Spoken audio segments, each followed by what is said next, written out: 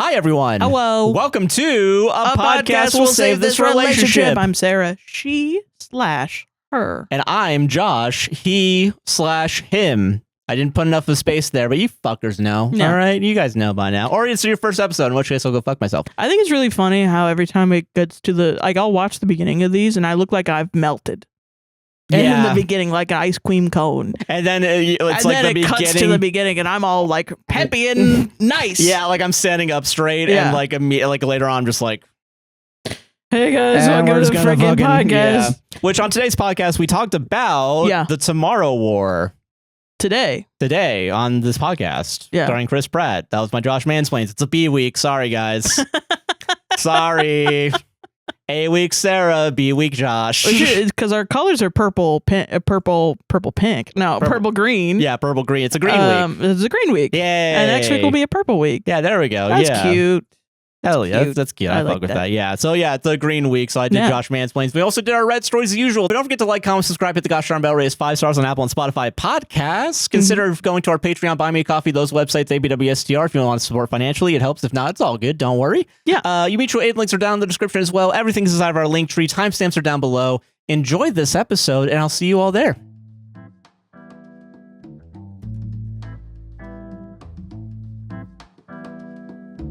Hello. How are you doing, Sarah? I've been better. Yeah. I've been better. We just did a very Josh was like, look at this funny Stardew mod that I found that was advertised to me, and it broke me. It made me so mad. Yeah. So we're starting strong. I won't say anything more though, because to hear about that you have to go to Patreon. You gotta go to Patreon. So sorry. Gotta put everything behind a paywall. Yeah. I love this. I love our our hellscape. How you doing? I'm doing good. You're doing good. I'm doing awesome. I'm ranting about capitalism today. Yeah. Already. Which I mean, okay. Which you've watched a movie with Chris Pratt in it, so it's gonna be more ranting. There's gonna be more of that, I think. Yeah. I found a new way to pick Josh Mansplains movies. And it's just looking at every episode that Chris Pratt has ever been in. This every is now movie, Joshua Chinlund versus Chris Pratt.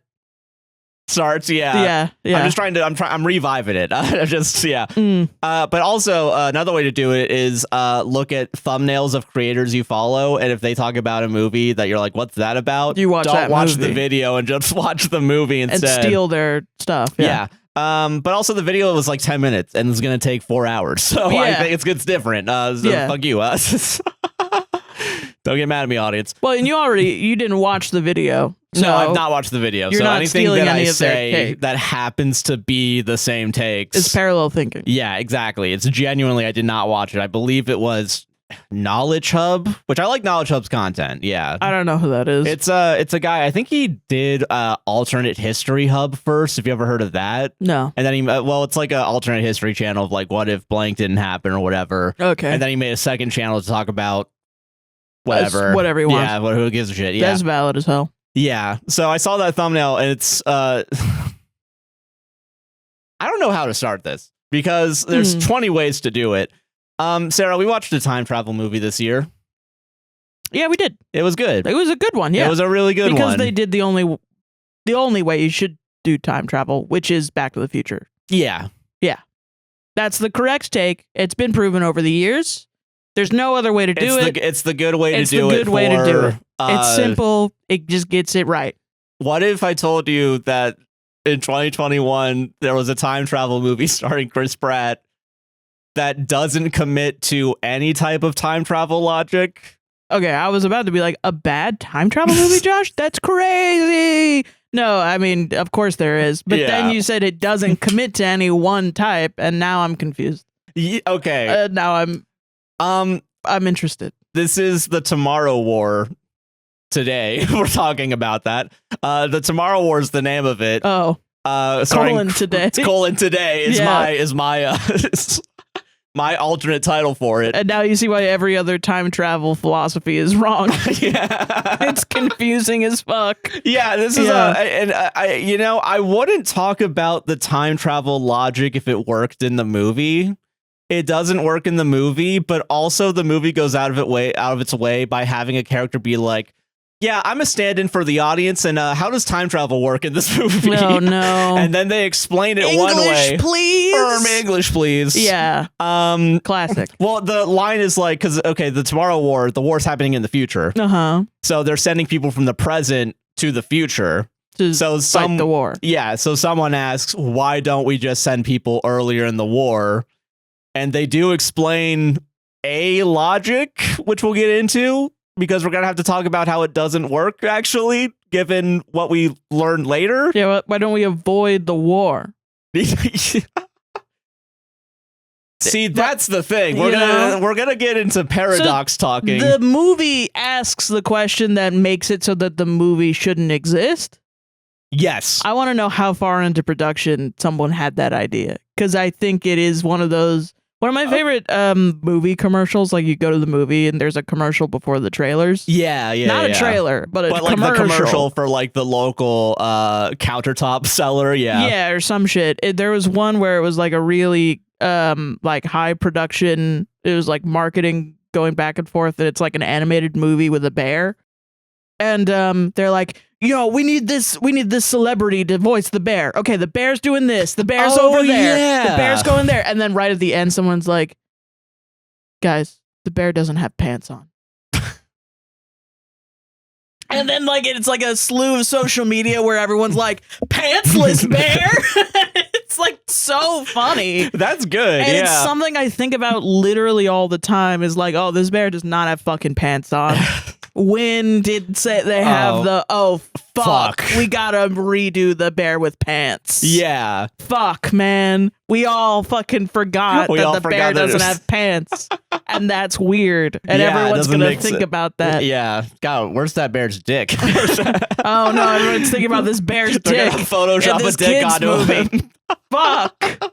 It was like, it was really good. And I think about that concept literally all the time. But this movie dares ask the question, what if no one asked that question, including the screenwriter? And the screenwriter halfway through was like, I don't want to tell this story. This story wouldn't happen ever. So I mean, who cares? Well, I mean, most stories wouldn't, but that's true. Yeah. You know, I guess. So we're assholes, actually, for bringing it up. This is the problem with time travel movies, is if you're setting your narrative along a timeline that is going to be broken up. Yeah. Your piece of magic that you need everybody to accept, if you set it at the beginning, you're gonna have to accept it over and over and over again throughout the rest of the movie, to where it feels like, okay, yeah, it's one thing. Yeah. But it's a big thing. And people are gonna feel like they're accepting that piece of magic 17 million times, to the point where it doesn't make sense. Yes. So it might make sense on paper, and then you do it, and then people are looking at it, and then they're like, none of this would make sense, actually. Yeah. And it's like, it makes sense to you because you're insane. Because you wrote this insane movie. Yeah. Which I will say, on the 17 million pieces of magic, I would make the argument that every single person that is sent into the future is their own piece of magic. Right. Because it's like, no, and then you have a scriptwriter being like, no, they all add up to one big piece of magic. Shut the fuck up. Because of how writing. The rules work in this movie. That's not good. Yeah. That's what I'm saying, is that's bad. Yeah. Yeah. So, okay. All right. I do want to bring up another movie that is a time travel movie, technically. I haven't watched it. I've heard good things about it. Yeah. Have you heard of Edge of Tomorrow? Yeah. Edging Tomorrow, I think is what it was. I haven't seen it, so I don't know. But I've heard good things about it. I don't know what the philosophy is in that. But that one's very specifically a time loop. It's like a Groundhog's Day movie. Right. But instead, it's Tom Cruise going to war against also aliens, like in this movie. Yeah. But instead, he literally wakes up at the same time every single time he dies, right? Right, yes. But he has all the knowledge still, and he's just implanted back into that position. Yeah, I think, and that's also a good way. Makes sense. When I'm saying that Back to the Future makes sense, I'm being facetious in that it kind of doesn't. Yeah, because it's like, how do you warp into your own body, like whatever, but... Right, and like how people just disappear at this point, like that doesn't make any sense. There's a lot of things where it doesn't make sense, but for some reason, Back to the Future, everybody accepts Yeah, and that because it works. they accept it, we accept it. Yeah. Awesome. Which is great. Yeah. And I don't even think that... No, like, I mean, like, we accept that Back to the Future works. For some reason. The shit around it makes sense. And it's not... There are people that will over-explain their... Like, what if it's Back to the Future, but I explain all the science parts? Then it's a bad movie. Yeah, because Come on. Who Who gives a shit? Who cares this much about You're it? already time traveling. Like, who gives a shit? Yeah. Right. Like, people are... I'm not going to continue to talk about time travel movies for 2 hours. I'm sorry. But it's like their shorthand visual language is not as adept. You know what I mean? Yes. Yeah. It's what people criticize Star Trek for when they're like, the blah blah blah blah blah is blowing up. The tachyon portal is yeah. It's like inflating a balloon. You know, like that. It can get a little too much. Yeah, I get that. Yeah. There's a middle ground somewhere, I think. Yeah, but for sure. Okay, so Chris Pratt. Also real actors in this movie, which is fun for a Josh Mansplains. Yeah. J.K. Simmons is in this. Hell yeah. Yvonne Straczynski, whatever her name is, the lady from Chuck, is in this movie. Oh, wow. I don't remember who she is. I'm going to call her Lady Chris Pratt, which we'll get into. Okay. Sam Richardson from, what is it? I Think You Should Leave and Detroiters. Oh, wow. Hell is yeah. in this. Spoiler alert, he doesn't die. Everyone else dies in this movie, but Sam Richardson, J.K. Simmons, and Chris Pratt. Okay. Which I guess matters. No, who cares? So, yeah. Okay, there's like real people in this, which makes it kind of more funny to me. Yeah. Thinking about it, because it's so dumb. Uh-huh. And I will say, to Sam Richardson's kind of points against him, but it's not his fault. Like, he's the funny guy in the movie. Yeah. So he's the one that's constantly cracking jokes and just like commenting on the situation, which sometimes gets annoying, but then sometimes I'm like, yeah, that's fair. Yeah. Like, there's one point where they're all in a stairwell and like the aliens come through and he's just saying, oh, shit, as he's running downstairs. That is pretty funny. I'm like, yeah, me too. Yeah, me that's too, what fam. I would do. What was it? There was a William Haynes. This was on Dynamic Banter, but William Haynes and Steve Zaragoza saw Nope, and this is already a great start. Said, like, there's a part, spoiler for Nope, where the creature, the UFO thing, right? Yeah, picks up a person and it eats them. And it's the scene where they've eaten the person, and then it follows the person through the body of the creature. Oh my god! And like they see all the other people that the creature's eaten, and it like sees their insides like crunching. Oh like, my god! It's sort of like you get to see like what your food sees when you're digesting it. It's like it's just awful. It's crazy. Yeah. But the person that's being eaten is screaming the whole time. And like screaming bloody murder the entire, like, as like it's a very slow movement. So he's like picking the person up and then putting it in his mouth, and it's like like the whole time. Yeah. And William Haynes goes, you don't need to be doing all that, or some shit like that. Like something like we get like it. I would stop after like and just accept the fate that I'm now in. Yeah. Yeah, like I don't, or they're screaming like for help or something. And William Haynes was like, nah, I don't know, I wouldn't do that. And Steve was like, what are you talking about? It's fucking terrifying. And Will was like, I mean, like after a while, it's like, okay.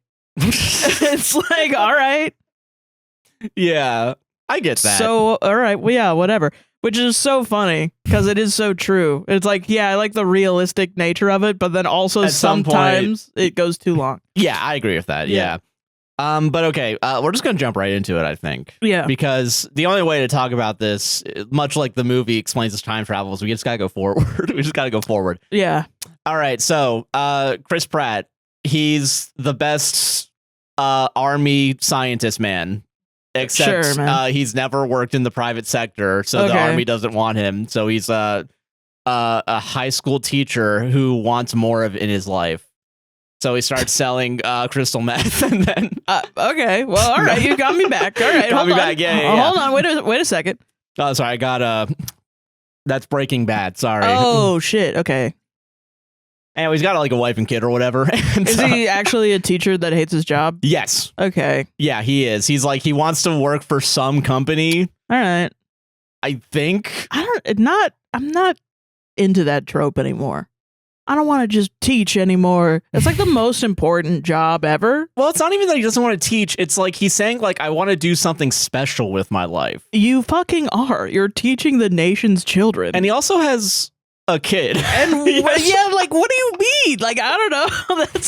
That's like a lot of shit, you know? I mean, I think it's fine to want to do other stuff. Oh, for sure. Yeah. But I guess it's like hard to be like, your goal is to join a company. Yeah.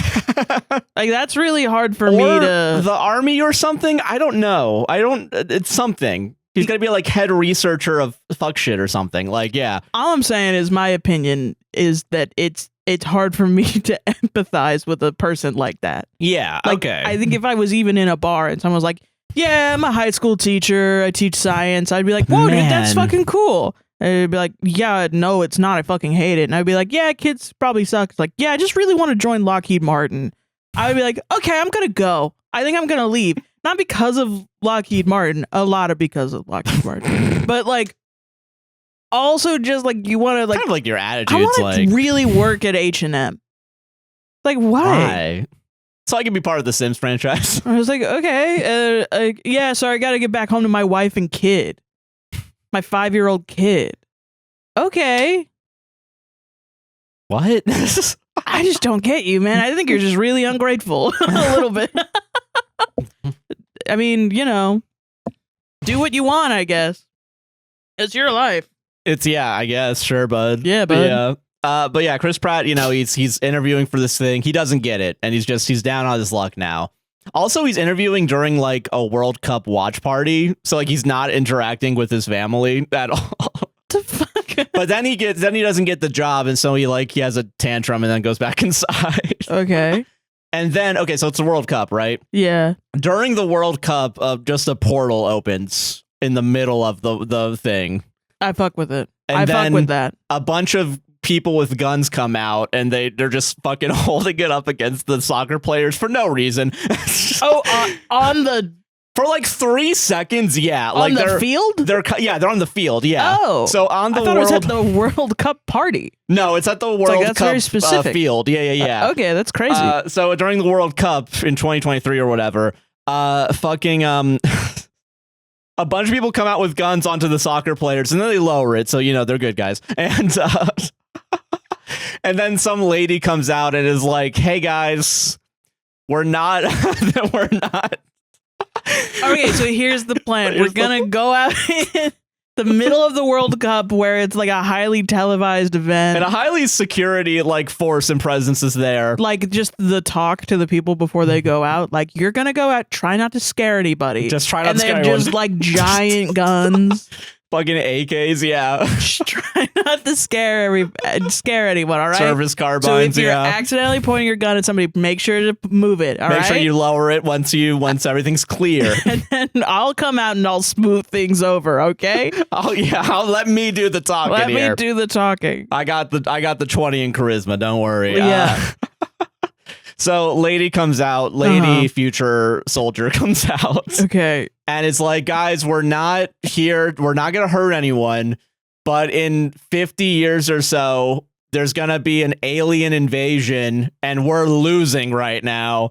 So we need you guys, the current world's military, to go into the future to fight this war for us. Okay. So they do that. It's like a horrible idea. It's just a horrible concept. Yeah, like, don't they all need to live to make the future people? Right? Don't think about it. Don't think about it yet. That's like the whole fucking point. Like, don't think about it just yet. Okay. So that doesn't. It's not like an infinite person glitch. It isn't. No, it's not. No, it isn't.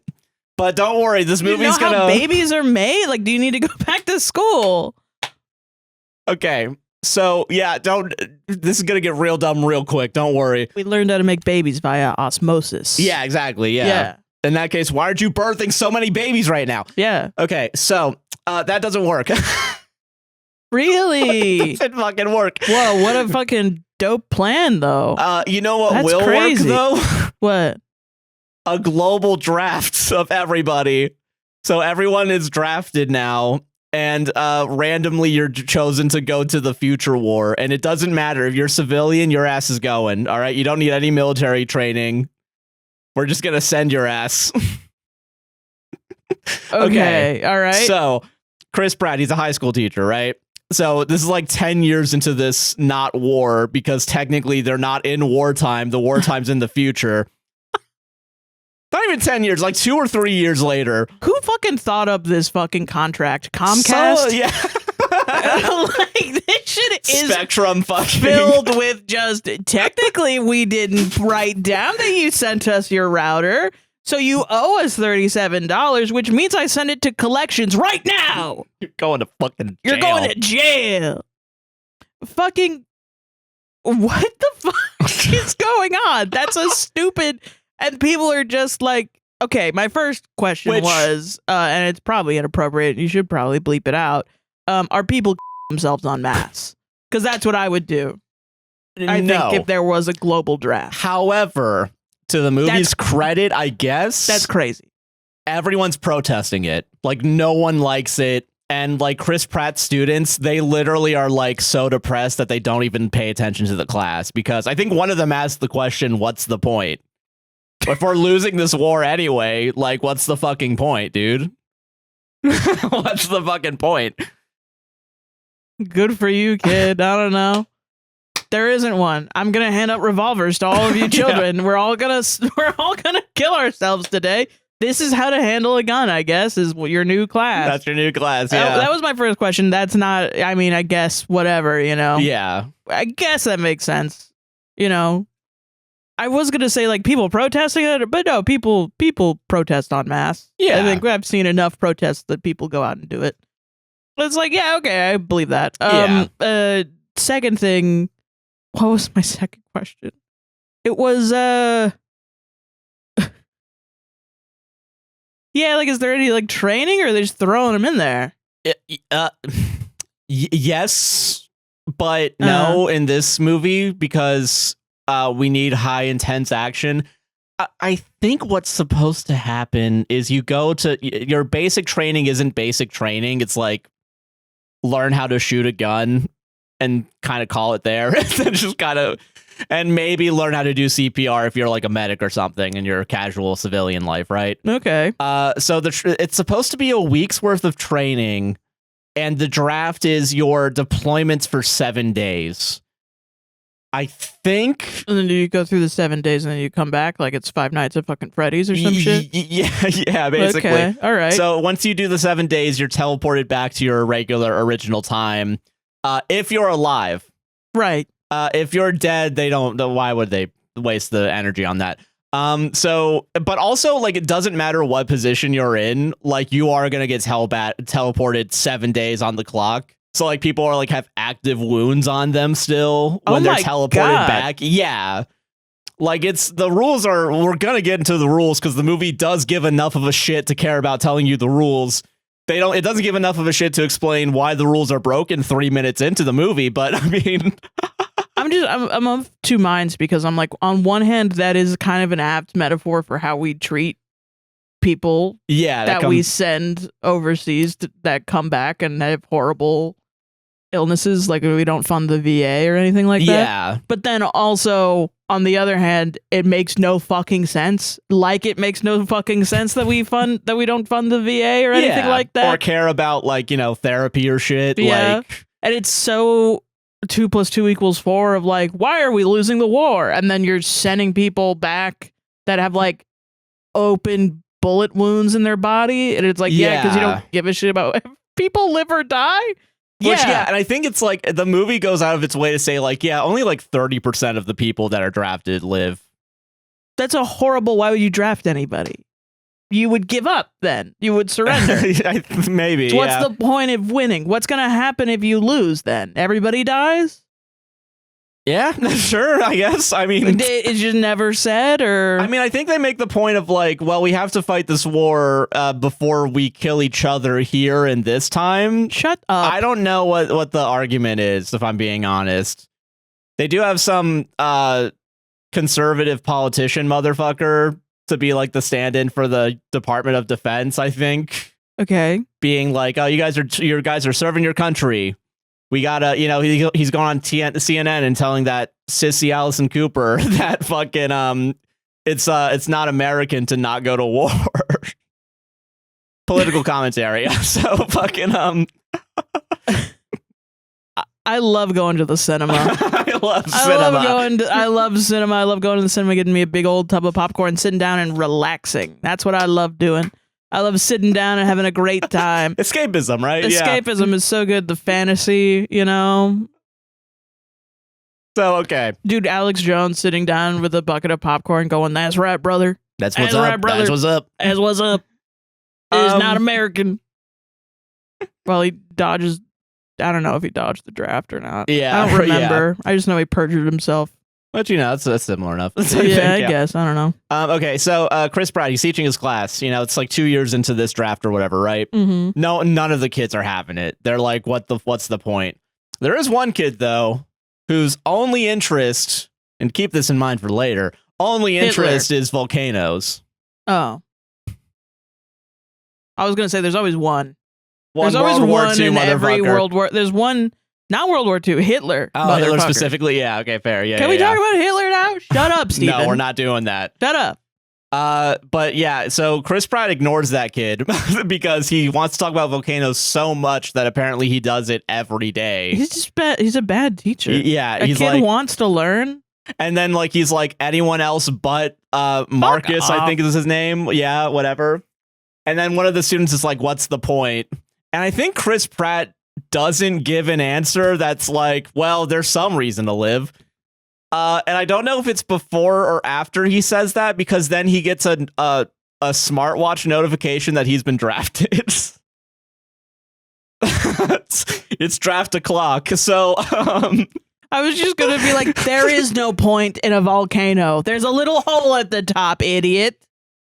All right. I was going to do that, but then that's an infinitely funnier bit in the same movie is looking at your watch and being like, well, I'm going to die. I don't know if it's his watch or his phone, but it does look like whatever it is, he looks down to see it. So it's like, I guess there is no point. Which I guess, yeah, like you get a push notification that says Department of Defense. Hey, get your ass over here. We got to get you ready.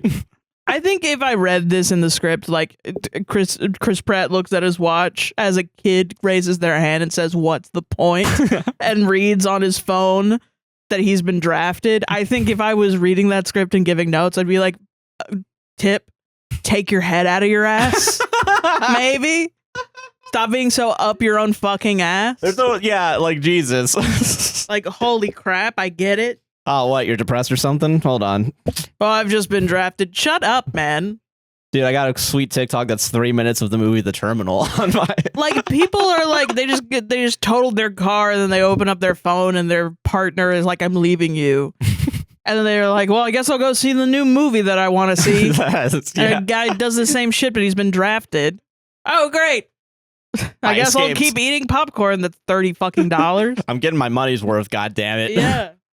I love the cinema. It's like the Simpsons ride where Sideshow Bob is trying to kill them and it's like, get in the ride. And Lisa's like, we'll never, Dad. And Homer's like, I waited an hour in line to ride this thing. I'm going to ride it. Now hop in. Yes.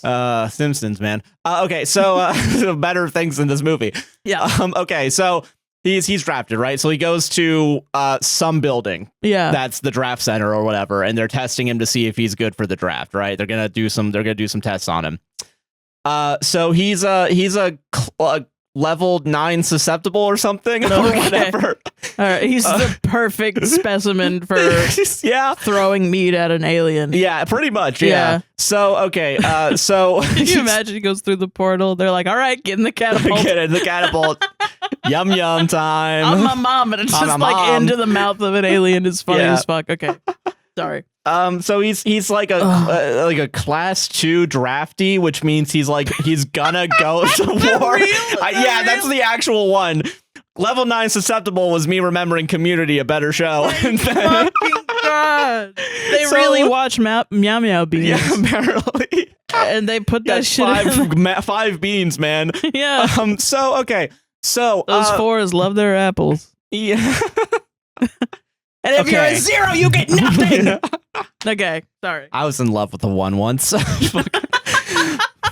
That guy's Alex Jones now. Isn't that crazy? Okay, so okay. All right, so he goes in, they put his arm into a little hole, into a glory hole. It's into a scientific glory hole, and he's chop like, it off? Well, no, they're gonna implant like a metal brace into his arm that's gonna be his teleportation device, whatever, right? Okay. And they're talking about like the movie says at this point like Chris Pratt's gonna die in 7 years.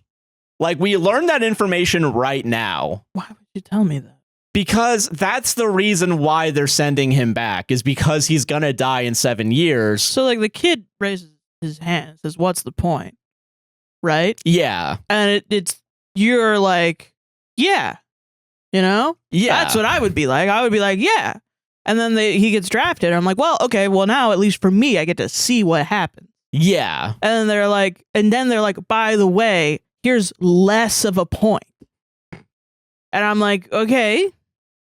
What? Why shouldn't I leave then right now? Like, I don't fucking get it.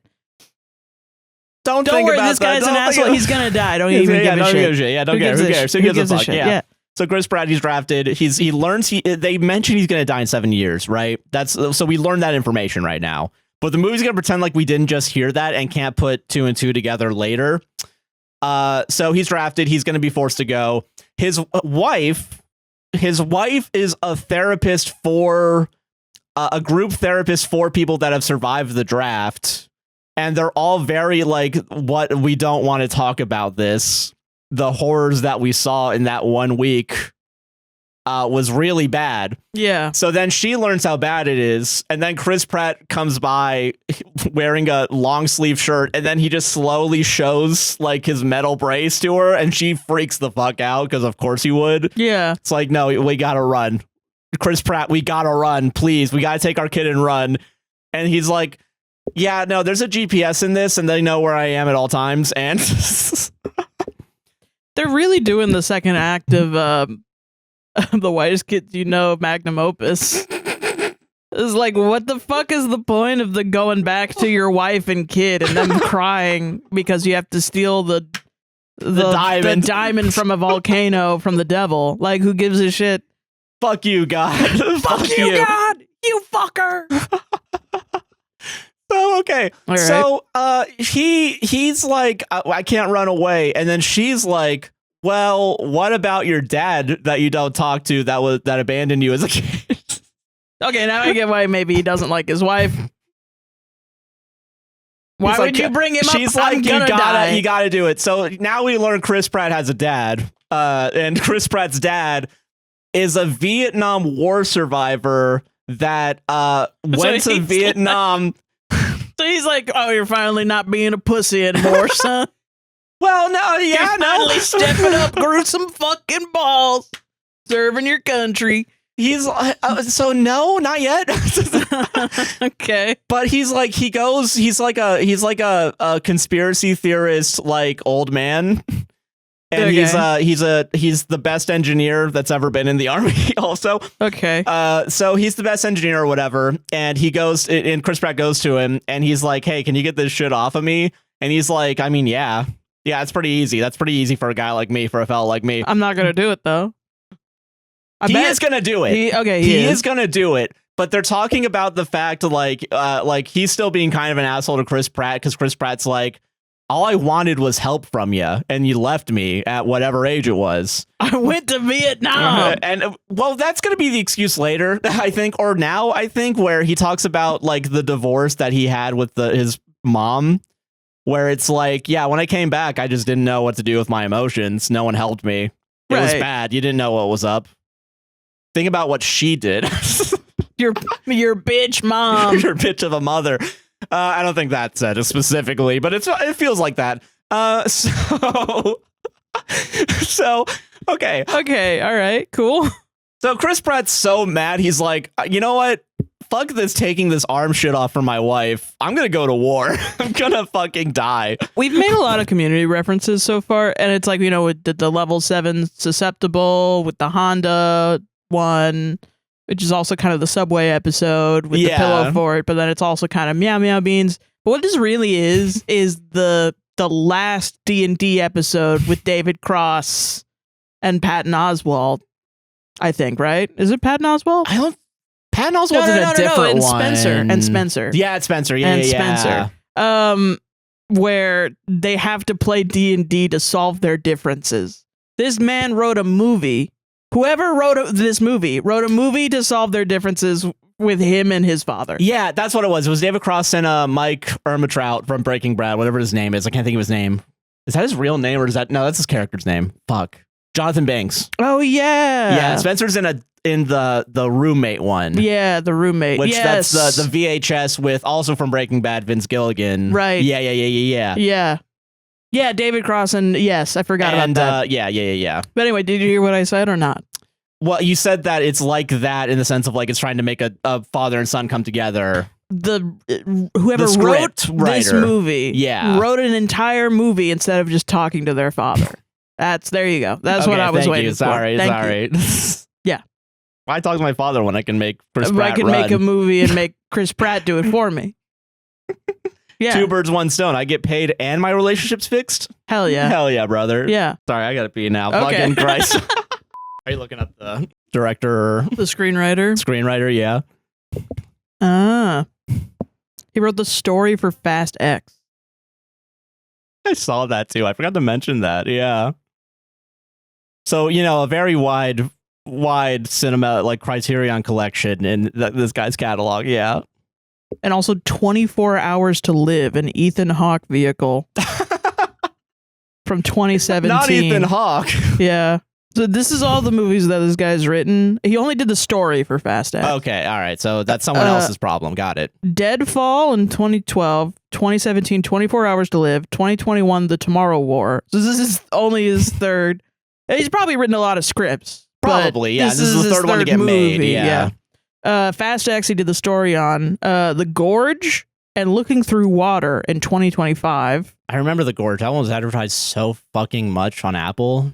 And Day Drinker in 2026. The fuck is... Okay, never heard of that one. But I did see when I was Googling this that maybe there's The Tomorrow War 2 is in development. No. Okay. With Amazon MGM, with screenwriter Zach Dean, the same guy, confirming the script is finished as of February 2025. That's fucking crazy. Same director and Chris Pratt, of course, expected to return. That's fucking crazy. Yeah. With how this movie goes, that's fucking crazy. Yeah? Yes. So now I'm going to need also, as we continue through the plot, you to think about what you think is going to happen in the next second one. In the sequel. The waited with bated breath. The Tomorrow War 2 sequel. Tomorrow War 2 today. Today. The Today War. The Today War. And the Yesterday War. Whoa! I'm a fucking genius. No, it's the Tomorrow War : Yesterday. Yeah, there you go. And it's a prequel. Yeah, dude. Yeah. How did Chris Pratt become such a good engineer? I think it is literally just called the Tomorrow War 2, which is hilarious. Some people shouldn't have access to Final Draft. War. I think is what I'm learning right now. Think about how much money they spent on it. How much money they've received and how much money you would need to own and write that. That's crazy to me. Anyway, go ahead. Yeah, sorry. Anyway, let's continue. No, it's okay. No, I'm just my life's a lie. Okay, so Chris Pratt's like, fuck you, Dad, I'm going to war, I'm gonna die, whatever. Yeah. And he goes back to his wife and is like, yeah, so it didn't happen. I'm going to war. And then he tells his kid, who's like upset and is like, hey, don't worry, I'll be back in 7 days. It's all good. Whatever. So, you know, she knows that that's happening, right? Yeah. Everyone knows. So he goes to basic training. Uh-huh. We meet Sam Richardson. We meet like 3 other people that one of them's like the best soldier who's ever lived, who's done multiple tours willingly. I mean, I feel like I've seen this exact plot in a TikTok vertical. Probably. You know what I mean? The ads where it's obviously the script was made by AI. Yeah, and then it's like it's a bunch of teens, and it's was it like My Vampire System or something? That was the one? Maybe, yeah. I watched. That shit was crazy. Yeah, kind of. This is gonna be that plot. So, okay. Yeah. Basic training.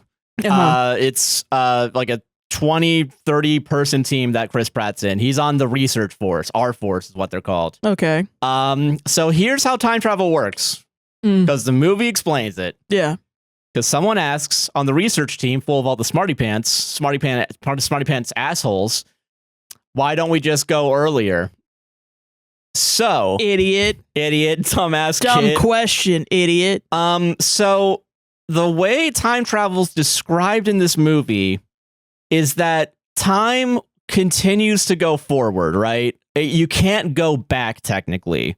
So when we're going forward in the present day, the future is also going forward in the future.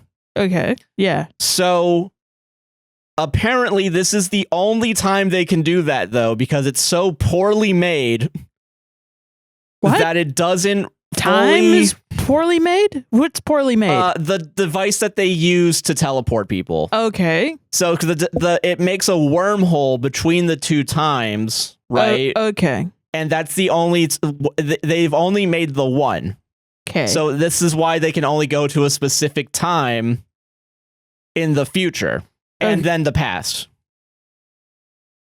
Okay, yeah, but then if you take somebody, so like say I'm in the future and I go back in time and get my grandpa who has died in between, and I bring him to now, right? And I put him in a war and he dies before he can ever get with my grandma and make my parent, then wouldn't I not exist? So, and this is all explained, I don't know if you know, in a little movie called Back to the Future. And not a lot of people know about this movie. Back to the Future 1 or Back to the Future 2, or it happens in Back to the Future 3 as well. Yeah, a couple of movies, yeah. But I mean, the first one was the most famous, I think, where it's called Back to the Future, and it's like the title. They're in the future. They go to the past. And then he has to get back to the future. Right. Yeah. That's the title. Genius. I know. It is. Yeah. It honestly was. And I'm really surprised not as many people saw it. Seen it, or else maybe they would have. Obviously not Zach Dean. Yeah, the creator of this movie. Yeah. The writer of this film. So, I mean, it's interesting. Yeah. Yeah. It's interesting to think that, because that's my first thought. So here's the half-baked explanation for that. Right. Yeah. So Sam Richardson realizes that everybody that's been drafted is old. So they're people that don't have any. Yeah, they die before the time that they're being sent to. The concept of like the butterfly effect, that's like not a that thing. Doesn't imagine the butterfly effect, but times the millions of people that are sent to the future. Yeah. So it's like some of them have ideas or none of that. So we're not really dealing with the concept of like appreciating human life in its complete form. We're just saying old people, they're worthless. and you guys are gonna die anyway. At an alien, like we're dunking a basketball. That's what we're gonna do. And it's like it's in that kind of way too, where it's the dunking a basketball.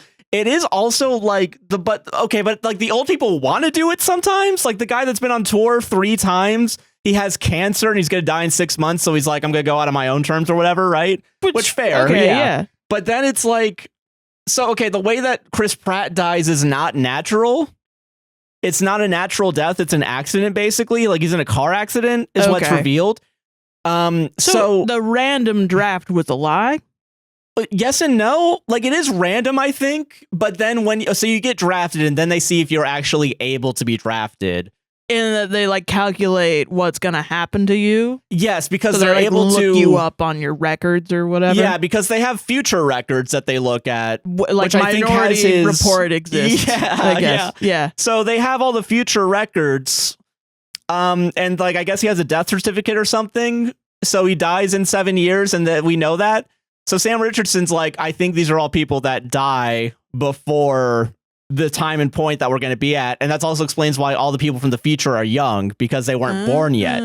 Okay, so this I think that explains it a little bit. I'll say. Yeah. It's also very human and kind of proven with like, you know how everybody was like AI, like there's self-driving cars. Amazon has this grocery store where you can just walk in, walk out, and it charges your Amazon account. And it just turned out it was a bunch of people behind a computer screen, manually doing it overseas. I do remember and having their labor exploited.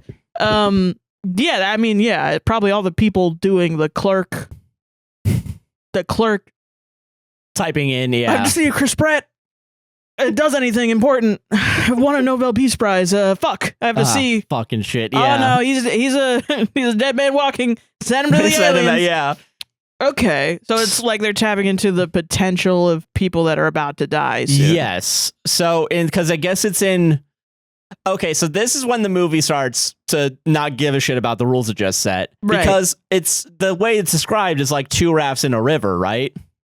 Really? Okay. That's how it's described. An interesting concept, yeah. So by the end of the movie, the future that happens in the movie is not going to happen. Which would imply that something different has happened, right? Yes, that that's a separate timeline / universe, which is how they start referring to it in the movie, by the way. This is why you have to do Back to the Future rules. Yes. Or else you have Loki. Which, whatever. I haven't seen the second season still because you're supposed to be boycotting Disney, but yeah. So later on in the movie, Chris Pratt's daughter, who's an adult in the time that he's at, stops calling it, it's not like a raft. They don't use the raft analogy anymore. She refers to it as her timeline. So now we're introducing the idea that this is a separate timeline, even though originally the way it was described is kind of implies a single timeline. You're going to hate that I'm going to do this right now. This is what happens in Lost a little bit. And it's also why it's bad.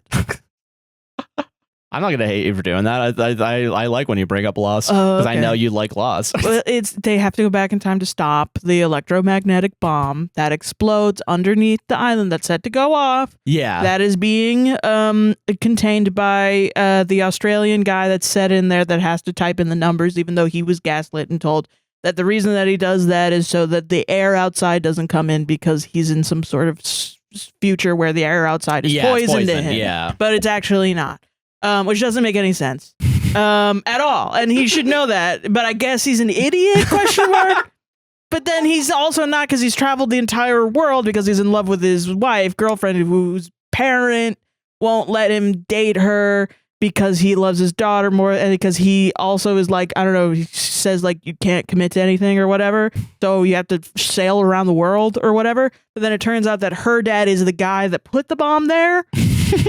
And also the guy that had that, remember the second plane? Do you remember the second plane that hit the two towers? Yeah, I remember that. No. Is it when they left the island and they have to go back, so they have to force crash another plane, right? No, actually, that's a third plane. Sorry, yeah. So there was a second plane. So when they leave the island the first time, everybody's like, why the fuck? Why didn't you come and try and find us? And they're like, well, we found you. There was a drowned plane. They found a plane, and it was an exact same copy of you guys with a bunch of dead people in it, and we thought it was you. He also put the plane there.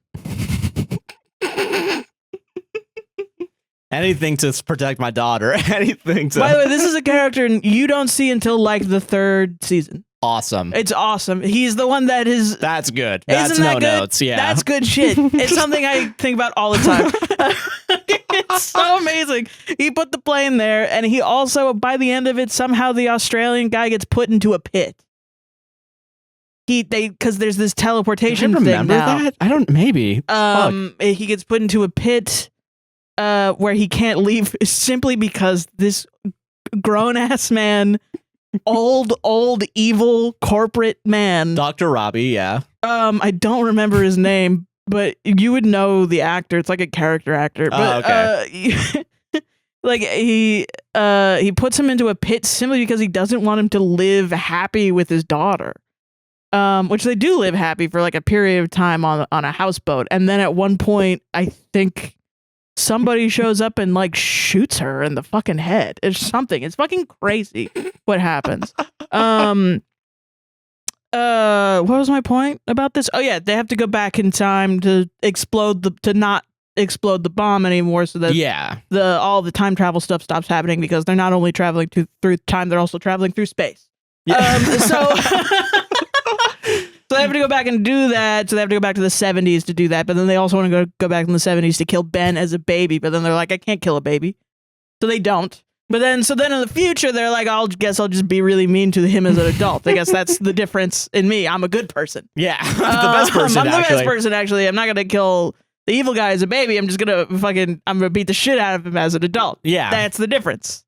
We're thinking with time travel. Yeah. So then they go back in time to explode the bomb, and then they come back, and then they're like, ooh, actually it's worse if the bomb isn't exploded. So we have to go back in time and explode the bomb. And then they do. They have to do that, but they have to do it in like a right way, because they happened in the wrong way. Yeah, I guess. Yeah. Awesome. And, which is why at the end, when none of it matters, at that point you're like, okay, yeah. I mean, yeah, for sure. Yeah, sure, whatever. Yeah, for sure. You wrote it. The problem with the movie doing this is, by the end of it, you kind of want it to matter. A little bit.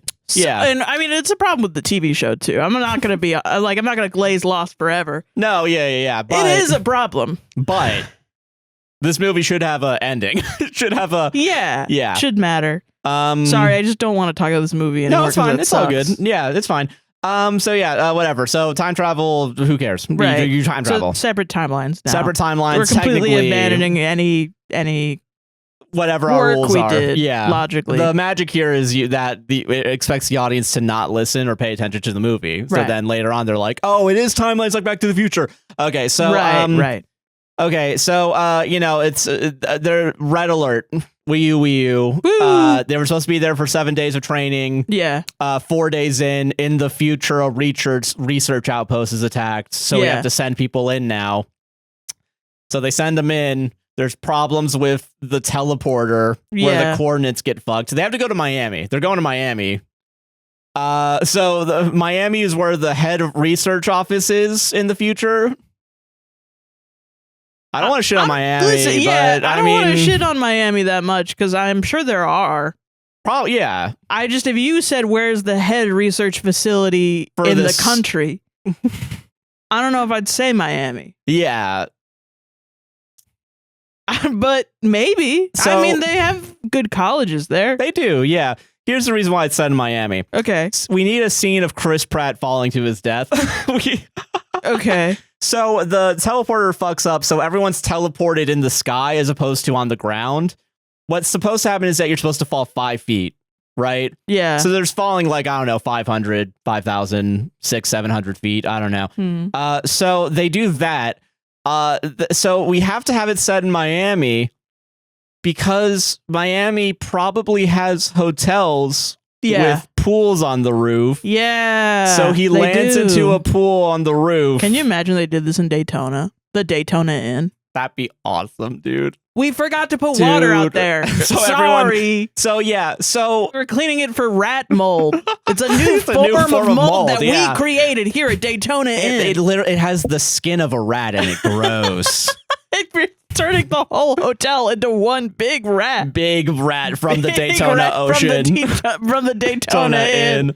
Salted by the ocean. Yeah. Okay. Delicious. Yum. Preserves. So come to the Daytona Inn for rat mold. Yay. Chris Pratt and like maybe 20 other people survive. Okay. Everyone else falls to their deaths. And we all teleportation, because some people don't land in the pool. Some people land outside of the pool, and I guess they're okay. But if you landed on the ground, you're dead, I guess. What is the point? I don't know. Just gross. Yeah, because then you also get the people like hitting the ledges of like debris, and they like it sounds like. Do you remember the Mummy trailer before they added the sound effects? And it's the like that. Like, no, but I gotta see that. And it's Tom Cruise going It's that too. Oh, but in a movie, hilarious. for real. Yeah. So Chris Pratt is he's the best. He's the only one that's ever been in the military in this group. So he's now the point He does lead. the tactical. He does the tactical shit now. Yeah, yeah. Which everyone should learn, honestly. That's fair. You know, listen. Legitimately. Yeah. My dad knew that. That shit was funny as hell when he was old as heck, and then he would get up like off a boat or something, and he would fall, and he would just go into a pencil roll. Yeah. Like he was in That's elementary cool. school. Yeah. That shit was funny as fuck to see a rotund old man with flannel tucked into his pushed up jeans rolling around on the damn ground. It's the funniest thing in the world. That training's still in him, you know? It was, yeah. Well, and it saved his ass from getting probably injured. a lot of injuries as an older man. Yeah. So makes sense. Yeah. Yeah. So he knows how to like take point and shit. Yeah. And then there's still what is it? Sam Richardson survives. He's also in the pool or whatever. And the guy who's lived and who has cancer that we revealed later he has cancer, but has been on 3 tours. Yeah. So they leave the hotel pool roof. They go to research building in middle of Miami. The aliens are called white spikes. Is that what they look like? Well, they shoot white spikes. So that's the bullets. They're named after their bullets. Okay. What do they look like? It'd be awesome if it was like weird. the grays. Like big, tall, green grays. Well, they are gray. They're gray, okay. like bird dog hybrid. I don't know how to describe them, actually. Well, okay. Sometimes they're cute. Oh. But I don't know if that's just me. Like, I don't know if that's like a weird little me thing. I will say I do like that they do a beast rather than like a person. Yeah, it's a beast for sure. Yeah. Because I think a lot of people have Star Trek problems where it's just like a lady or a guy. Yeah, with like the little... But with different stuff going on. And it's like, oh, okay. Or a dog in a little costume. Yeah, a dog in a little costume from Star Trek. Or it's the guinea pigs from the South Park guinea pig ones. Yeah. I appreciate beast aliens, I think. Yeah. So they're beasts, or is a good way to describe them. Yeah. They kill like everyone but like the 3 guys that I've said so far. Okay. But Chris Pratt, there's Falcon Point or whatever. There's the head of this operation of the research force. Yeah. And it's the lady from Chuck, Yvonne, whatever her last name is. I can't think of how to pronounce it or say it. Yvonne. I think. Yvonne, yeah. Yeah. So it's her, right? That's her. She's like giving them all the fucking what to do or whatever. Yeah. It's an action scene. They're shooting at the aliens. Aliens don't fucking die, and some of them get eaten. Chris Pratt tries to be a good person and save like 2 people, but can't. So those 2 people sacrifice themselves. The city's also getting bombed at the same time. Jesus Christ. There's like a 3 seconds of slow-mo for no reason of just Chris Pratt and Sam Richardson running through red smoke right after they say, oh yeah, the red smoke's where they're gonna blow up everything or whatever. Damn. So I think straight up in the evacuation, it is just... it's probably like 4 or 5 people, but the only 3 that we see after the fact is Chris Pratt, Sam Richardson, and 3 tours, right? Yeah. So Sam Richardson and 3 tours, they're sent back out. They got saved. They were given a little bit of medical treatment, and they're only 1 day into this excursion. They're going back out. Excursion is crazy. On this island excursion, on this Miami excursion. Yeah. And then Chris Pratt's like, "Oh, the commander wants to see you," and then it's Commander Forrester, and I think that's his name. And he's like, "Oh, is that also spelled with 1 R?" Is he finding him? Yeah, he's finding Forrester. Yeah. He's then Matt Damon shows up and shoots me in the head, and then we live. Where was he in that? Oh, he was the lawyer at the end. Yes, yeah, it was a cameo. That was like Forrester gave you all his apartment. Yeah. Which is pretty nice. That's nice. Yeah, it was nice of him. Forrester, yeah. Yeah. So then it's revealed, oh, that's his daughter. Oh. The research force lady is his daughter. And so from here on out, I'm going to call her Lady Chris Pratt. So Lady Chris Pratt is... yeah. What's worse, Lady Chris Pratt or Lady Chuck? Which one is... Either way, it's Obama's wife. It's Obama, yeah. So Chuck's wife, Chris Pratt's daughter, is the best scientist that's ever lived or whatever. And she's trying to find... She needs to... Okay, so she made a toxin or something...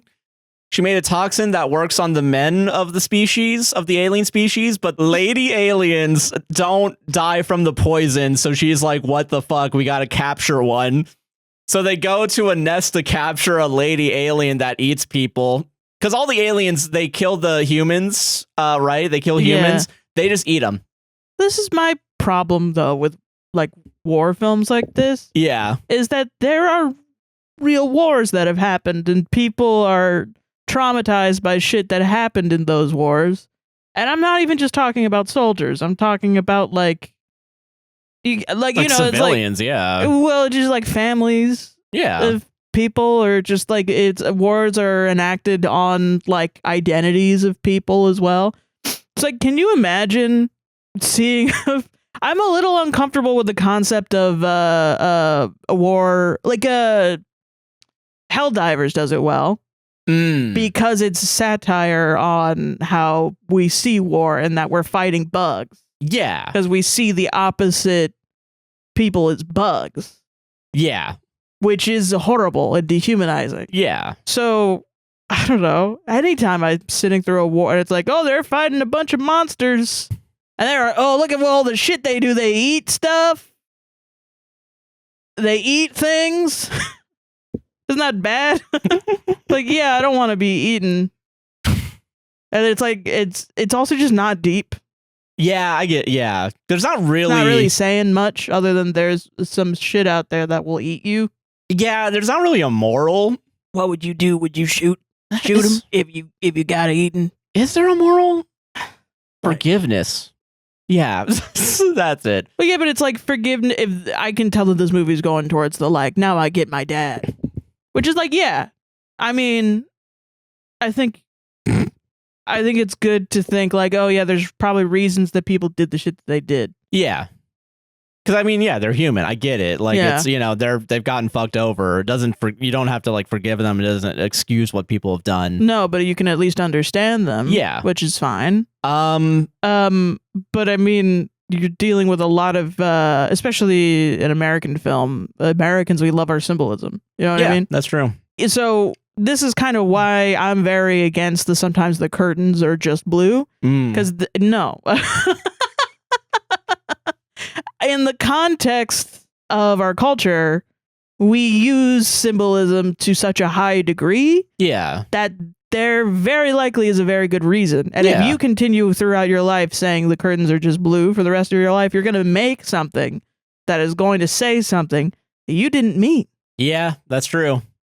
And people will look into it. And what is there left to do but just sow discourse between, no, you're just not getting it. You're thinking too hard. And all of a sudden you become a prophet of not thinking, which I think is ridiculous. Yeah, that's not awesome, actually. It's actually bad to be anti-intellectual and not think about media. And I don't think most people that act this way have an vested interest in being anti-intellectual, but there are a couple people that do, and they own all the money. And they would really prefer if you don't think about Don't think about it. So anytime you see curtains and you're thinking about it and you think, am I the friend that's too woke? Am I the person that's thinking too deeply into it? Tell yourself to shut the fuck up and think deeply about them damn curtains. Damn right. I agree with that. Yeah. Yeah, no, I agree with that. Yeah.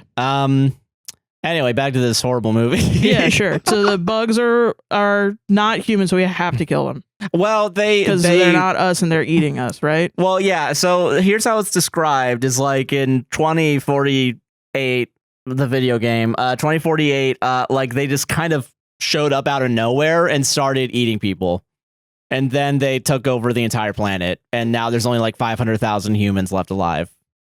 Yeah, so it's like they're I guess they're treated more akin to wildlife, right? Yeah, but okay, so that's you know, we're learning this a little bit.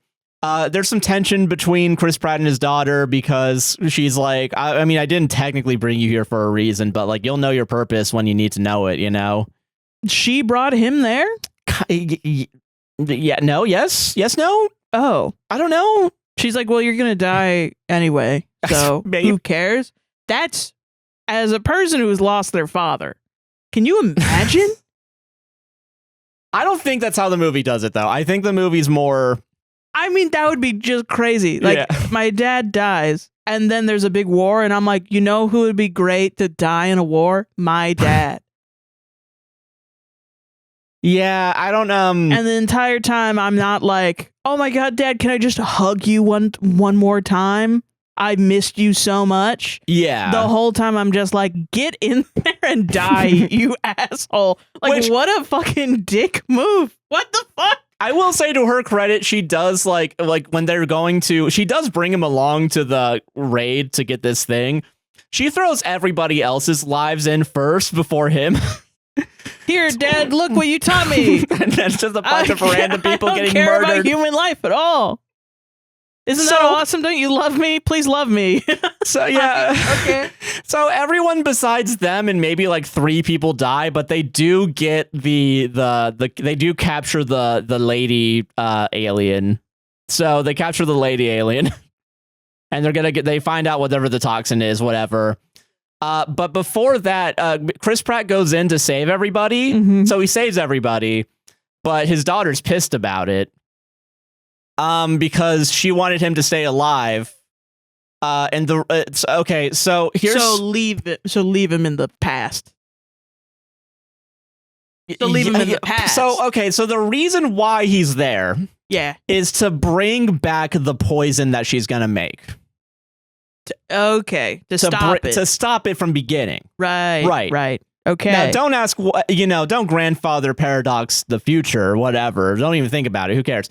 But, okay, so here's what happened in this timeline with Chris Pratt. Okay. The character, when he dies in 7 years, in their timeline, he still goes to the future, then he comes back, right? Okay.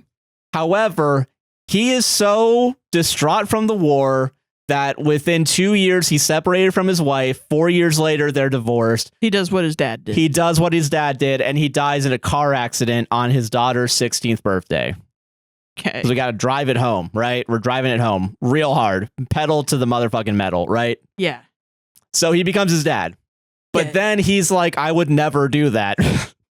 I would never die in a car crash? I would never leave you. None of us can say that. I would never leave you, daughter. I don't want to do that. So now she's she saved herself technically by... Okay, so whatever. But okay, so... None of these people played Life is Strange. That's all I'm saying. And no one clearly made the best decision. Crash is inevitable. All right. I'm sorry. You can't stop Chloe's dad from getting hit by a bus, which is crazy. That's crazy. What happens in the game.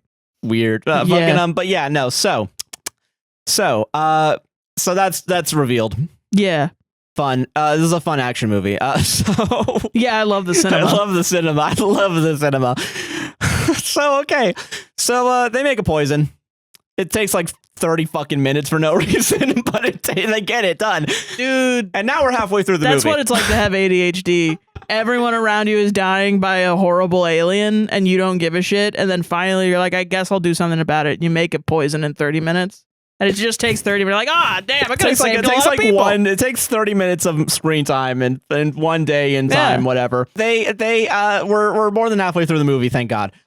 So they make the poison. They have like small bonding moments. Who cares? Uh-huh. Because he's gonna leave. It's been 6 days, so he's gonna leave that day. Whatever. It's like he's now at the end of his tour. So everybody else like had to come in, and they were just fighting for like 7 days straight, and he just got to chill out with his future daughter. Yeah, I would be so pissed. He doesn't tell anyone that, though. Don't worry. Of course not. I mean, if he did, he's an idiot. Yeah, so, okay, so... kick it back with a Mai Tai, like, at least I got to see my cool daughter and make up for all my past mistakes, and meanwhile, people in the background are getting teleported in and they're falling to their death. Yeah, and they get eaten alive, yeah. Okay, so they make a poison, and Chris Pratt's gonna leave in like 20 minutes or whatever. Okay. It's the deep well is what it is. It's like I guess an old oil rig is where the teleporter is. So that's the headquarters of everything, actually, not in Miami, whatever. So, because they have the lady alien, they get attacked by all the aliens because they want to get want to get the queen. Yeah, right. So it gets overflooded, and like they both are able to escape, but his daughter does get shot by one of the aliens. Okay. And then she's straight up bleeding out. She's not living past this. So Chris Pratt gets to watch his daughter die. And she sacrifices herself. Great. Now I'm supposed to like her, I guess? Yeah, she's, right. yeah. Cool. So now Chris Pratt's back in the present. And thankfully, the guy that did 3 tours and Sam Richardson, they survived. But Sam Richardson, because he's the funny guy, is like, I hid. You know, the sensible thing to do in this situation. Yeah. Yeah. So, okay. So Chris Pratt has the poison, right? No one cares. Right now it becomes... now we're going to get into the bureaucracy of this. Now it becomes Don't Look Up. Yeah, where no one gives a shit. Yeah. And yeah.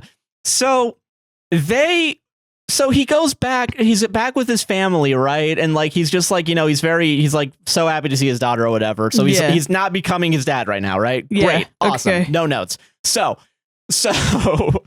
like, he died by car, like, that's not a moral failing. It's also like, I mean, none of this really is a moral failing. Holy shit, man. Go to therapy. Yeah. Which, I mean, therapy is hard to get. Yeah. I don't know, man. I think but maybe talking to your friends. That's a systemic problem that maybe we should all be working towards together. Yeah. Yeah. Okay. If we had better mental health care, I think this movie would not have needed to be made at all. That is true. Yeah, the writer would have gotten the care that he needs to just talk to his dad or process the grief that happened to him. Okay. Yeah. So he's back, and like his wife is the one that comes up with the idea that because so the aliens showed up out of nowhere, right? Yeah. So the wife is like, well, what if they were always here, or like what if they were already here and just no one noticed because they started up in Russia. So who knows? Like who's looking at Russia? So Russian. Who knows what's happening in Russia in the ice? You think they just wouldn't say anything? They didn't say shit, dude. I mean, Russia's huge, and there's a lot of stuff there. There's a lot of, like, I mean, I don't know. Americans say that there's not a lot of shit in Russia. To be fair, Americans say there's not a lot of shit anywhere else that isn't America. Been there. Well, it's the largest... it's landmass, right? Yeah. Yeah. Yeah. So there's like the livable places of it, I believe, are small. No, yeah. But I've never been there, so I don't actually know. Yeah. Yeah. But that's what I've been told by one history teacher that has gotten me into so much trouble in my life because he just injected his libertarian policies into history. Why was your libertarian? You had a libertarian history teacher too? For sure. I'm sure. I had one too. That's he was so also weird. The soccer coach, and I say his words like it's gospel, and I really shouldn't. I don't know why. I don't know why I do. Yeah. So okay, but here's how the movie's gonna get around that though. Yeah. So it's okay. So they might have been there this whole time, right? Okay. So he Sam goes Reich style. Yeah, they've been here. Yeah. And then they have to become the Noise Boys. Right. Because it is the 3 of them. It's Chris Pratt, Sam Richardson, and Tooth Guy. Okay. So his name's Tooth Guy now because when his first claw he's ever gotten, he wears it around like a necklace, right? Claw, as in like from the spikes. creature? Yeah, because like the spikes. Yeah. So it's like it's and like he's they joke about it. Tag. Yeah. They joke about it being a souvenir, but it's him. He says like a reminder to himself of like the fucking whatever.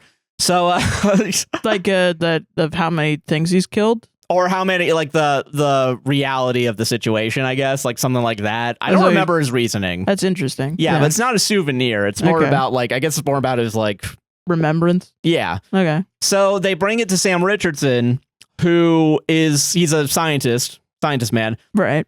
So he looks at the claw to figure out where they might have come from, like where they could have been. It's revealed, you won't fucking believe this, revealed that there's volcanic ash in the claw, and it might be in either China or Russia, but none of them know anything about volcanoes. There's not. I mean, how many volcanoes are there? Are there a lot of volcanoes? I don't know, but the number of people that like volcanoes in this movie is 1, and that's the annoying kid from the beginning. Hell fucking yeah. I'm back on this movie. This movie's good now. Volcano Kid wins the day. Yeah, the 3 of them go to Volcano Kid and it's like, hey, Volcano Kid, where's this volcano? Like, is this set in like the 1960s? Like, no, it's set in 2022. So like they could Google it. But apparently, so they could Google where are the volcanoes. But okay, so the volcano that it is apparently is like it erupts once every 1,000 years, like a millennial volcano or something. All right. Yeah. So like it's avocado toast or whatever. Haha. So no. Okay. So the millennial volcano goes off every 1,000 years, and it's gonna go off around the time that the aliens came back in the first place. Okay. So they go to Russia. So they're not really aliens. They're from Earth. Well, hold on. Okay. Hold your fucking horses. Just get like ancient aliens on us or something? So yeah. Oh my god. So the reason why they are okay. So they go. The volcano erupts in the time. So they're in the ice caps. So the ice caps melt, which releases the aliens. So global warming's the real bad guy here, actually. Okay. So liberal movie, very liberal movie with Chris Pratt in it. I'm not mad at it. They go to Russia. Yeah. They find the site of the volcano. They bomb the shit out of it. They find. Oh, okay. Sure. They find a cave, a little ice cave, and there's an alien spaceship in the ice cave. So, also important details. I love that. That's funny. J.K. Simmons is a pilot, and the government doesn't want to sanction a search of Russia they don't want to invade Russia. For some reason. They don't want to invade a country. Weird. That's unrealistic. Unrealistic, yeah. So they don't have the funds for an actual mission to Russia. So they get the original lady that told everyone there's going to be a war in the future, and a couple other people. They get the 3-year guy. They get Sam Richardson, and J.K. Simmons has access to flying as a pilot. So he flies the plane into Russia. And now then Chris Pratt and him are like, they're not good on good terms. Yeah. But Chris Pratt's like, I get what happened. Because J.K. Simmons is his dad? Yes. Oh, okay. Yeah, J.K. Simmons is his dad. Okay. And he went to J.K. Simmons in the beginning to get the thing off because J.K. Simmons would have been able to take his anklet, whatever, off. Am I crazy or I just don't think J.K. Simmons is... I mean, like, J.K. Simmons, like, I don't know why. I don't view J.K. Simmons as old enough to be Chris Pratt's dad. He probably is. He probably is, but he doesn't seem like it. Yeah. To me. But I saw Whiplash. He's fucking spry. I know, he's young. Spry. He was throwing shit in Whiplash and screaming at the top of his lungs. Yeah. But yeah. Yeah. So they all find the spaceship. J.K. Simmons and Sam Richardson, they stay behind a perimeter. They go into the spaceship. So, okay. So, all right. So, okay. So the aliens are beasts, right? There's another type of alien. Well, of course. There's a humanoid alien type that were flying the ship and they crashed it. It crashed for some reason. So these were not supposed to ever be here. But they're like insects or something. Kind of. Yeah. So like the fleas or whatever. Yeah. The aliens that take over in the future are more like bioweapons. Oh. So they're bioweapons for whatever this alien was. These aliens were. They were like off somewhere to bomb somewhere else. Yeah, and then they crashed for some reason. Then they got frozen, and then when the volcano erupts and the ice caps melt, the bioweapons were taken out, right? Yeah. Okay. They made enough poison before they went, so they have enough poison to test and see if the poison actually works. Because they're all in like sacks, like larvae. Ah. And there's like 10 of them. Okay. They get 5 of them with the poison, dead. They literally disintegrate. Holy shit. Yeah. But the other 5 wake up. Oh no. So they kill 3. Okay, so Tooth Guy sacrifices himself. Okay. For Chris Pratt by just leaving a bunch of C4 in the ship to destroy the ones that have escaped into the ship. So you could also just blow them up? Yeah. What's with the poison? Well, okay, so they can be blown up. The poison, I think, is like a guaranteed way to do it. Yeah, I guess that makes sense. Because the only places that they're really like vulnerable is their stomachs and their throats. Okay. And I mean, it's not abnormal. It's like the most, yeah. So they were whatever, right? That was explained earlier, but who cares, right? Fucking, it's a movie. Yeah, I feel you. They're bullet sponges, whatever. Yeah. So a bunch of aliens escape. There's 5 of them. 2 or 3 of them are like inside the ship, and the ship blows up so that they're dead. And then J.K. Simmons and Sam Richardson are able to kill like 2 more, I think. Yeah. 2 or 3 more. And J.K. Simmons also best sniper who's ever lived, whatever. Of course. And Everyone's the best ever. Yeah. And Sam Richardson's the best guy holding a chainsaw ever. Hell yeah. He does saw the one of the aliens with like one of those rotor like round ones that you hold. Yeah, that's fun. So he kills one of them, but Lady Alien escapes. Oh, the one that can reproduce all these fuckers. So they have to go find him. So Chris Pratt and J.K. Simmons. I don't know where Sam Richardson is for like the next 10 minutes. All right. But J.K. Simmons and Chris Pratt, they bond over killing an alien. Hey, this movie's in theaters? Like, that's so wild. And it's from 2021. Yeah. Like, this is some shit I would expect in like the noughties. You know what I mean? This should have been out when The Hangover came out. Like 2003. Yeah. Like, we gotta get this out post 2001. We have to capitalize on this shit. We gotta get on this, yeah. Yeah. So, or like 2011 along with the 9/11 commemorative coin. Jesus. That pops out and falls down. Oh, God damn. Okay. Sorry. No, it's fine. Okay, so it was real. Look it up. It existed. I Google remember it, the motherfuckers. infomercials about it. Yeah, so okay, here's I'm gonna speed through this. It's an action scene. They fight the alien, whatever. They're on a cliff edge. J.K. Simmons fakes out, makes a snow decoy in like a minute, and then is able to get like half a mile away from the alien in 3 minutes somehow. Wait, it's a snow decoy? Yeah, so he puts a coat over like a snowman. And he makes a snowman? He makes a snowman, puts a coat on it. Alien thinks it's him, goes after him. Okay. But J.K. Simmons somehow is like 17 miles out there with a sniper rifle and is able to shoot the alien. The alien thinks a snowman is a living human being. Well, with because it's from the back, I guess. Like from like the alien was looking like from the hooded back hood. You know what I mean? Most creatures know the difference between a living being and not. I'd say. I don't know. Especially like hunting creatures. Yeah, that we also get POVs of, and they have the wavy scent thing, whatever. So like, so this one's just an idiot, or this one's a fucking dumbass. Like, how did they take over if they think snowmen are people? You know what I mean? They just kill. I don't know, man. Okay. They shoot at the Spikesaw. All right, I don't fucking know, man. They shoot at a Spikesaw. All right, I'll stop questioning. No, it's fine. We're just gonna rush through this real quick. Yeah.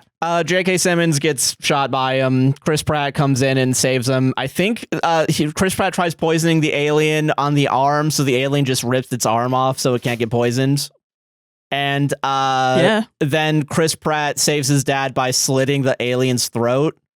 And they're on a cliff edge, so like the alien just fucking falls to its death. And I think it literally like liquefies when it hits the ground. I was gonna say if it doesn't do that, I would show up with a gun and empty the clip in the alien. Yeah, like it literally is like disintegrates. Yeah. So they killed the last alien, and Sam Richardson's also alive. He's there, but he didn't help with this last one. I don't know where he was. He hid. Yeah. Which honestly smart. Yeah. Smart as fuck. Me too. Yeah. I would do that. Even though he did say, I'm not gonna hide anymore. Which I guess he didn't hide when he killed the other alien, but you know what I mean. Whatever. Fucking, yeah. Who gives a shit? And so now they're on good terms. And they made a point. Okay, so at the party at the beginning, because it was around Christmas time, J.K. Simmons sent his daughter, Chris Pratt's daughter, a Christmas card. And Chris Pratt brought that up when he was about to get his thing taken off. And he was like, don't send fucking Christmas cards to your granddaughter. Why? Because they're not on speaking terms. Because Chris Pratt's dad, J.K. Simmons, abandoned him at like 16. Oh yeah. Okay. Sorry. I thought this was now. No. Yeah. This is at the beginning. Okay. Sorry. This is an so important now detail. He's like, you can send Christmas cards to your granddaughter, and you can see my daughter. You can meet my daughter. Here's my daughter. Here she is. And that's how the movie ends. That's it. Like, we kill the alien, and within 3 minutes, we have J.K. Simmons meeting the granddaughter. It's so crazy that the guy that wrote this isn't like 90 years old. Yeah. Like, that's wild, man. That's like, I gotta find this guy again. You gotta find him. What? Get an age right now. We need an age. Michigan native, Traverse City, Arts Academy, crazy. Masters in writing from New York University in 2005. Awesome. No notes. Graduated in 2005. If he was 22, or was it masters? You said PhD? Yeah. Was that like an extra 4 years? Yeah, or 3. So if he would be 22, 25. He's like 40, maybe. Maybe. Man, this kids must fucking hate him. Dude, yeah. And you write this whole fucking movie, be like, no, but what if I saved the day? What if I was Chris Pratt? That's just so crazy to me, man. That's wild. The lesson is, if you kill a bunch of aliens, you can see your grandkids, regardless of what you've done to your kids. Also, like, okay, now here's my one thing. I did think, like, okay, well, maybe criticizing them being aliens and being beasts is, like, a little crazy, Sarah, you know? Like, not everyone is as anti-war as you are, which I think is the problem, but whatever, you know, maybe that's too much of a critique, too much of a leftist critique. Then I remembered that Chris Pratt's dad is literally a Vietnam War vet. Yeah. So, and they're saying that this is similar enough to the chaos of Vietnam that it makes in the timeline that he goes that they can connect on some level. Yeah. Right? And they bond by shooting and killing an alien and being like, isn't this so fun? Like, I will say it's not like that. It's more, I guess it's just the idea of you got them him, saving. Dad. Shoot him in the head. It's a little like that, but I mean, it's weird. I get what you mean, though. Like, that's weird. A little bit. And it's like, my dad was he wasn't in combat, but he was in Vietnam. He was in the Coast Guard during Vietnam. Yeah. I don't think he would ever say anything wrong about or anything derogatory at all towards the Vietnamese. Yeah. So it's funny, is all I'm saying, because my dad, who was in Vietnam, in the Coast Guard during Vietnam and was in it. Yeah. If he was alive right now, he would be pushing 80. So the guy that wrote this did not have the experience.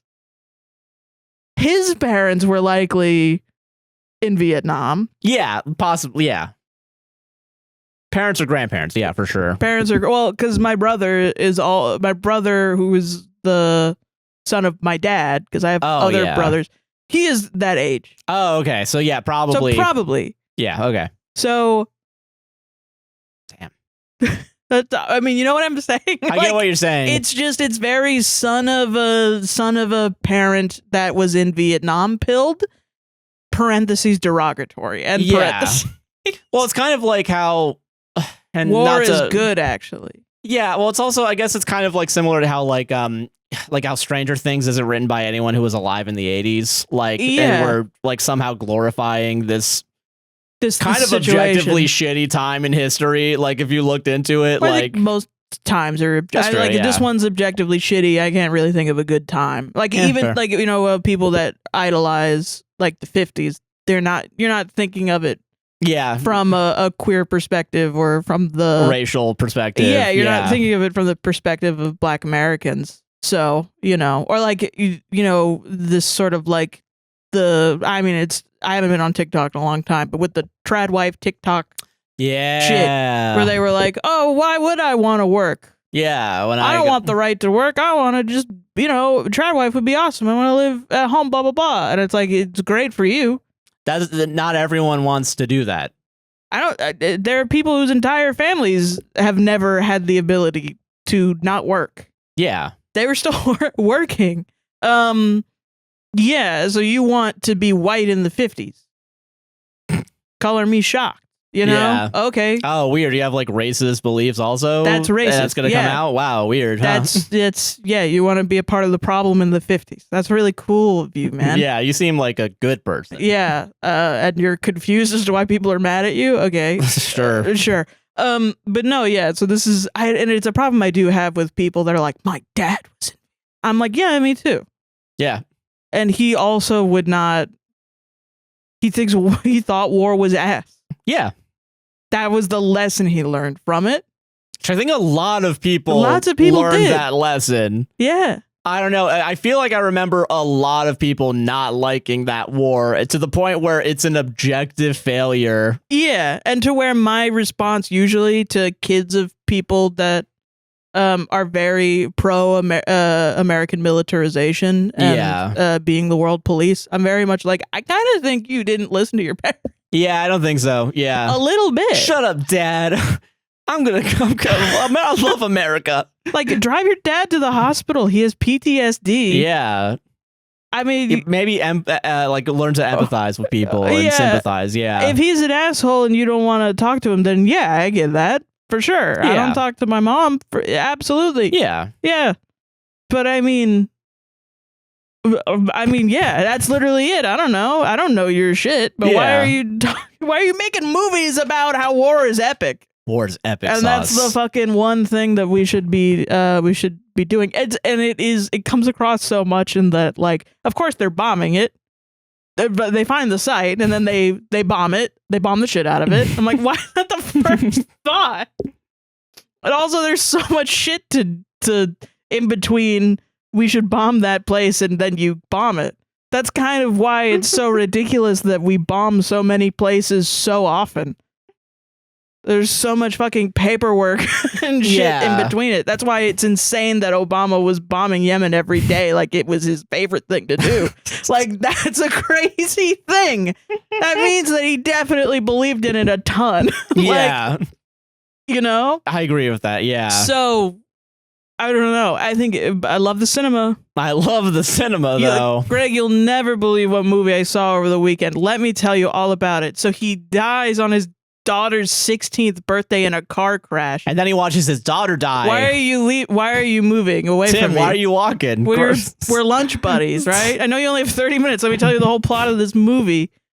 Yeah, so there's a war, right? I know we got an hour and a half to kill on a podcast. So, it's the Tomorrow War with Chris Pratt. Why are you leaving? Why are you leaving? Why is everyone leaving? Why are you leaving me? Why does everyone leave me? Why does the YouTube graph always have a dip when Josh starts talking? I don't get it. And then it's like when Reddit comes on, everyone's back in. I don't get it. I don't get that. Why are the comments filled with "Why won't Sarah shut the fuck up"? Like, I just don't get it. Anyway, dude, we got coffee today. That was actually. I love it. You saw it. Okay. I love it. I can't wait for the ads. Speaking of, you want to go to it? Well, let's go to the ads. I think that's my whole analysis. Hell yeah, thank you. Yep. Welcome to the ad break. Hey, are you enjoying this podcast so far? Yeah.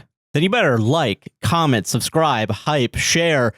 If you're watching on YouTube. I can't do that. I got a headache. No, that's fine. It's all good. Starting off strong today. Yeah. And if you're listening on Apple or Spotify, consider rating us 5 stars. It helps out so much. We appreciate the high ratings. Yes, please. Yeah. And if you want to support the podcast financially, there's a couple ways to do it. I'm going to start off this week with Buy Me a Coffee. That's buymeacoffee.com/APWSTR. Yeah. You can leave us a little tip. It's $3 a coffee, and you can leave a message, and we'll read it on the podcast. As long as it's not racist, homophobic, sexist, too much personal information. Yeah.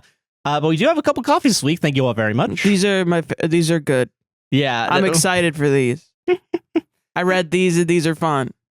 Yeah, okay, so our first one comes from Jenny W, who bought 3 coffees. Thank you very much. Thanks, Jenny W. Found you on TikTok because of the Reddit stories, but I wanted to hear more, and I realized that I can listen to you guys talk about pretty much anything, lol.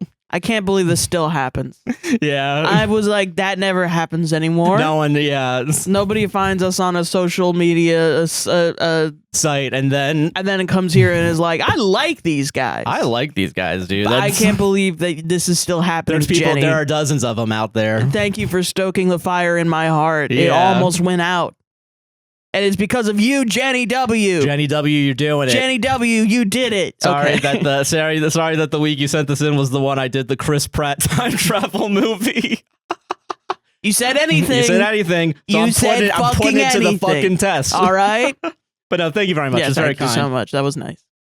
Do I have to read this one? Yes. Read it. Kara bought 5 coffees. Kara/Kara, I don't know how to say it. I'm so sorry. Bought 5 coffees. Thank you very much. Hi, it's Kara again. Smiley face. Love you guys. I'm just joking with this. But Josh, you are wrong. This fanfic is titled, You're Right, Sarah. Thanks.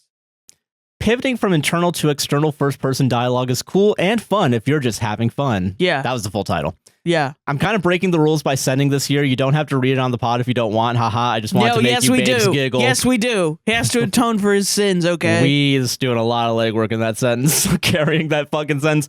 I'll read it. I'll read it if you don't want to. I wrote this while listening to this week's podcast. OMG, my italics didn't even paste. And I'm going to, author's intent, what the fuck, G, God, fuck, God, fuck, line breaks. All right. I'm sweating a lot. It's May in Southwest Florida, and at just 9 a.m., my car thermometer reads 92 degrees. I sigh and glance up at the traffic ahead of me, still stopped. Of course. I return to parentheses italics, sorry, of course in italics. I return to checking my phone and see no new notifications. I had sent my fiance a message this morning to let him know I was going to World Market. The AC in my car is broken, so if I didn't leave before 9, it's unlikely I would survive a trip anywhere. He was asleep when I left, and it seems he still is. A car honks. I drop my phone and accelerate, glaring at the elderly man who passes me. He's berating my brief inattention by screaming behind his closed window. That's Florida, baby, in italics. It's true. We meet again at the next traffic light in about 4 seconds, but I ignore him as I turn on my favorite podcast. Welcome back to A Podcast Will Save This Relationship. I smile through my sweat and shame and continue on my drive, listening to Josh and Sarah begin their new segment. Sarah's reading a listener-submitted fanfic. I'm impressed with the story and excited to hear more. I reach for my AirPods after I park at my destination. Fucking finally, I can get into the AC, italics. I am about to escape the sauna that is my car when Josh says something that makes me take my hand off the door. Josh thinks we need to use an active verb to signify the use of internal dialogue. Josh doesn't think it's cool and fun to use italics. Weirdly enough, Buy Me a Coffee not using italics does prove my point. No, weirdly. it doesn't. No, it doesn't. It means it's a bad website. That it does not. Just because it doesn't use BB code. Everything uses BB code. Everything uses it. Just because it doesn't have the same functionality as a fucking GeoCities forum doesn't mean that fucking this shit is correct and you're right that you have to use said after every fucking italics. Think you have to, or thought, yeah. Stupid. My stomach turns and my heart begins pounding. I don't agree, italics. Sarah interjects and my heart slows with relief as she eloquently explains the correct take regarding this matter. It's so funny thinking not a listener not agreeing, their heart pumping, and then them thinking, I don't agree. It's like really funny to me. I imagine that happens with everybody, I think I'm going to imagine everybody. If I see a comment, I'm going to think, oh, they're just having a heart attack. I can't. Yeah, that's why they're being so mean. Yeah, I caused that. I can understand now where the anger's coming from. I gave them a heart attack. That's why they're so upset with me. Their medical bills are through the roof because of us. I think that's really funny.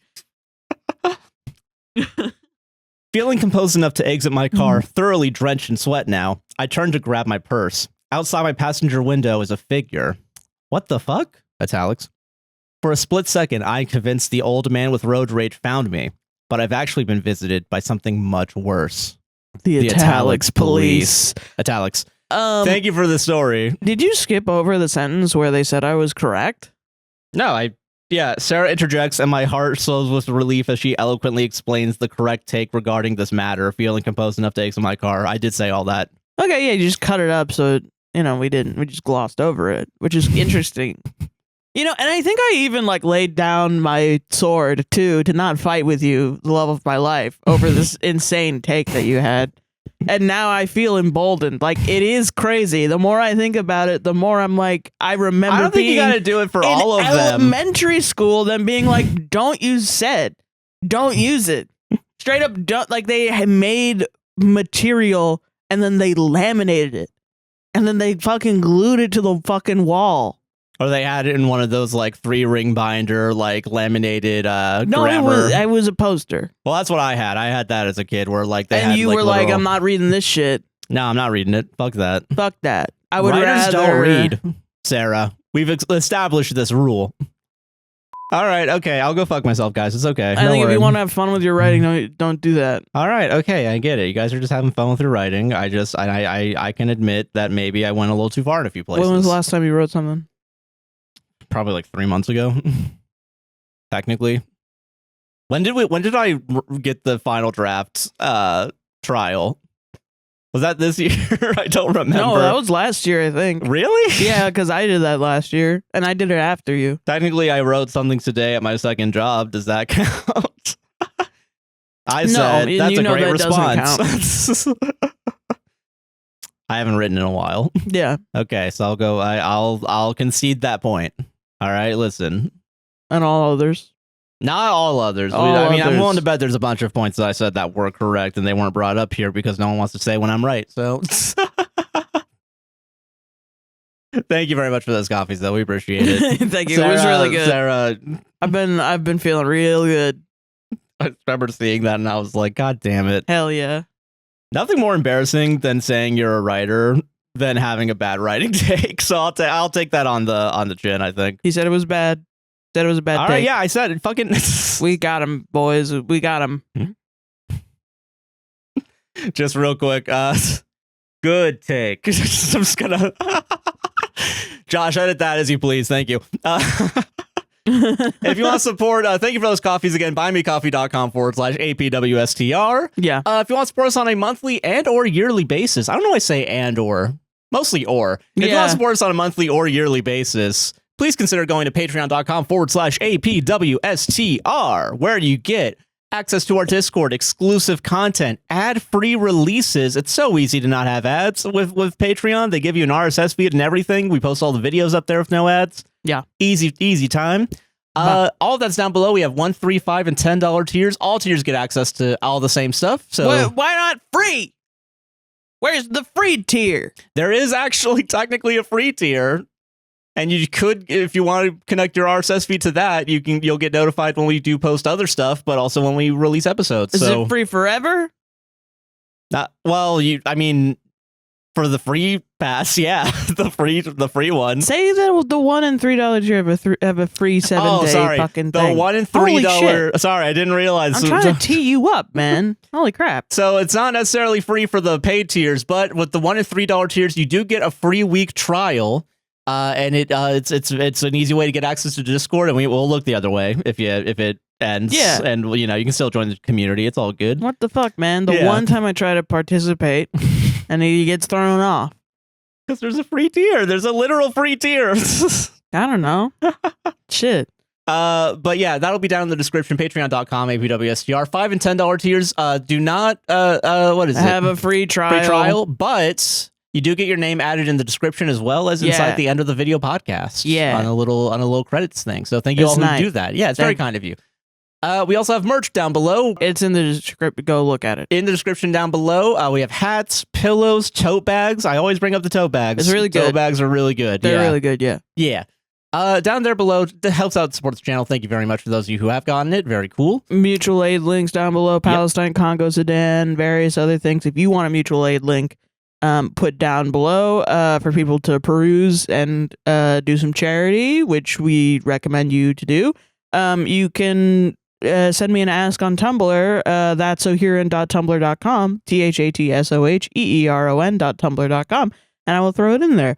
We've done this in the past for sure. Yeah, go ahead and get on in there and do it. Yeah. But yeah, that should be everything. Thank you all for watching so far and enjoy the rest of the episode. Yeah. Please put this in the show. Oh, in the regular show? Yeah. Okay, so, which one's actor 2? Is it the second one? The second speaker, yeah. Okay, all right, okay, hold on, sorry. Yeah, and he was born on May the 4th. That's hilarious, too. Yeah. May the 4th be with him. Yes, exactly. It has to be. Hopefully, I sure hope so. Perfect. Yes. Happy May the 4th, everybody. Happy May the 4th. We're recording on May the 4th. Sarah just sent me a script of...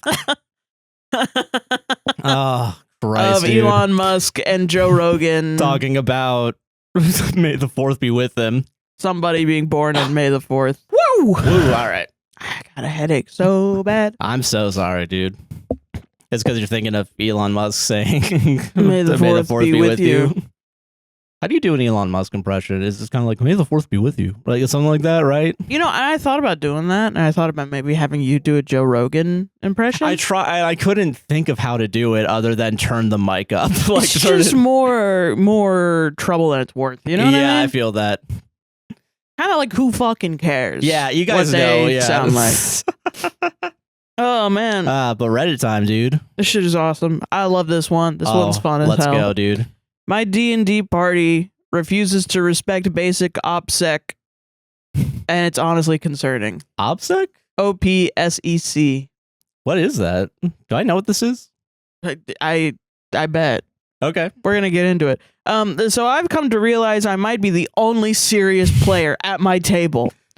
Everyone else is just casually blurting out their subclass, background, species, as if we're not in an active intelligence war against John Piazzo Pathfinder. Meanwhile, I'm over here doing what any rational and high-level thinker would do, sharing absolutely nothing about my character, not my subclass, abilities, or even whether I have abilities.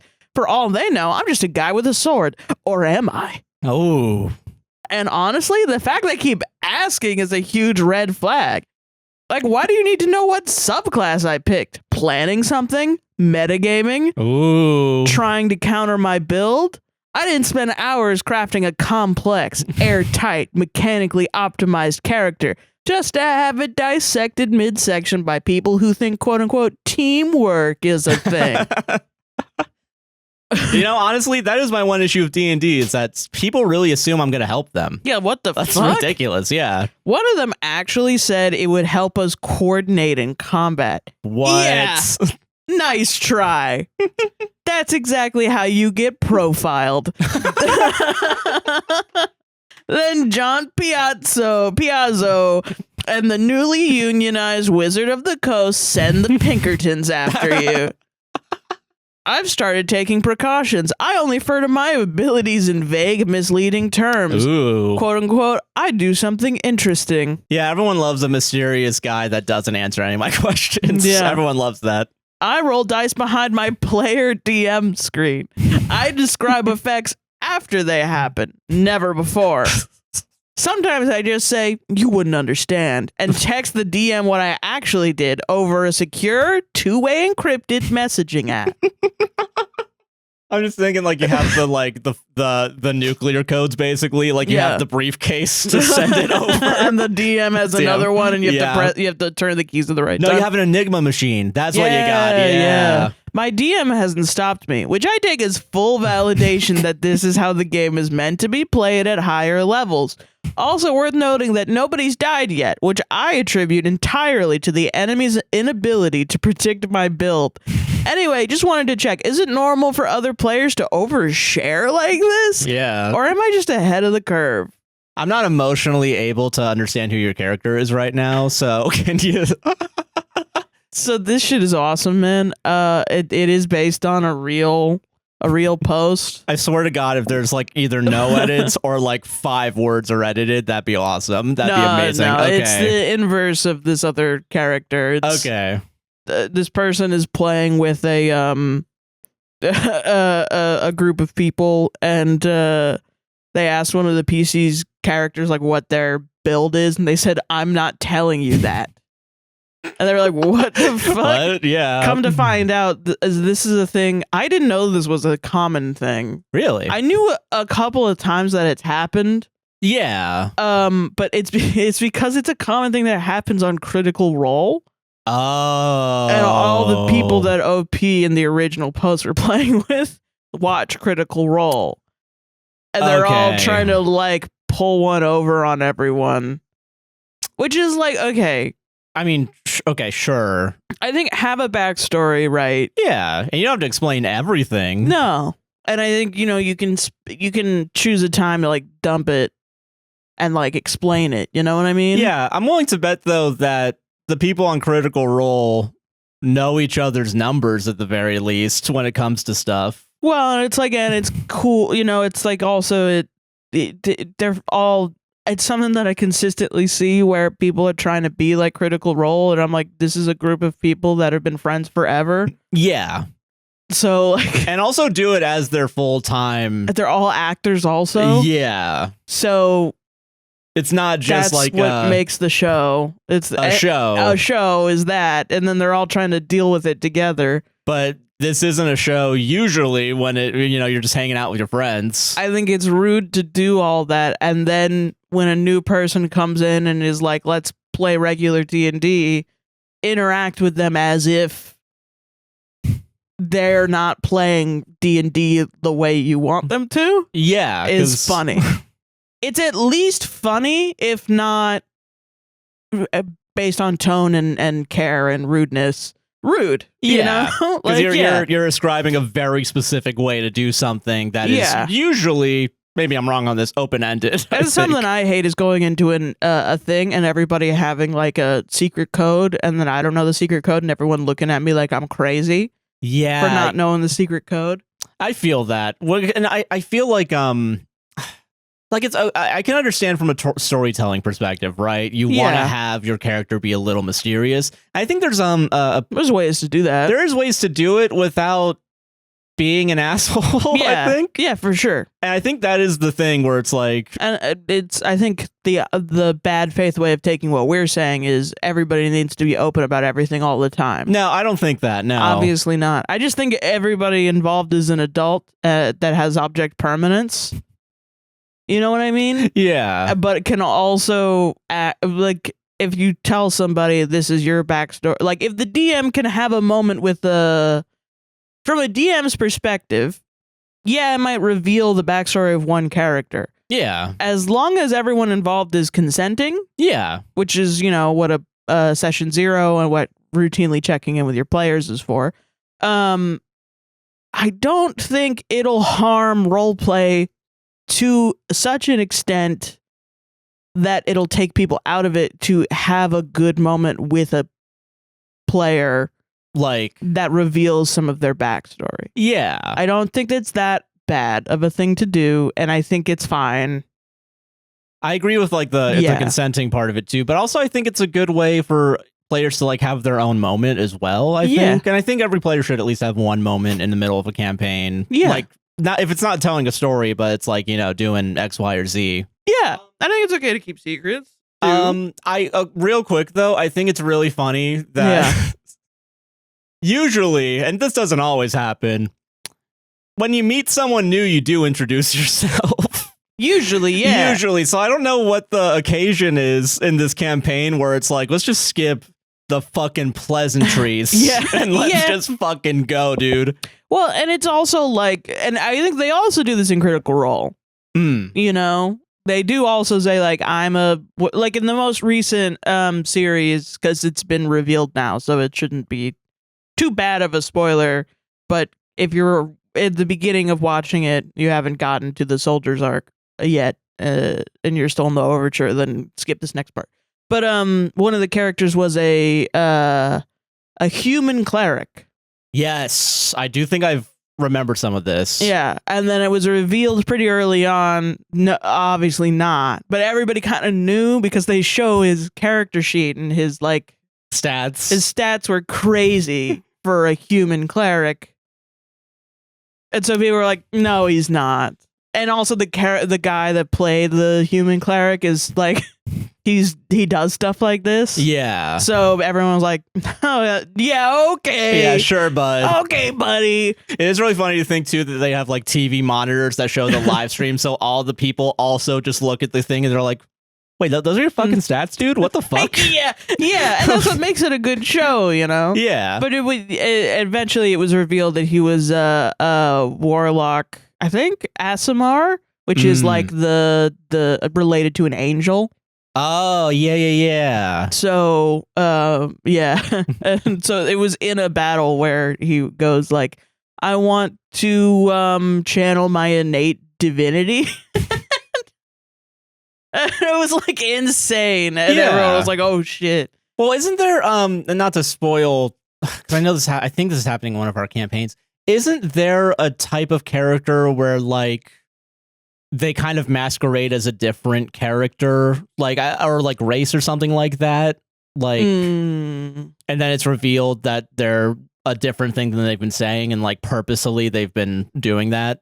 Yeah, like a changeling. Yeah. Oh, there's no changeling, so as far as I know, in our current campaign. But I just outed myself. Sorry. If you're a changeling, you needed to have told me that, because that fucks me up a lot. Why would I, Sarah? We just went over how fun it is to be mysterious. Fucking piece of shit.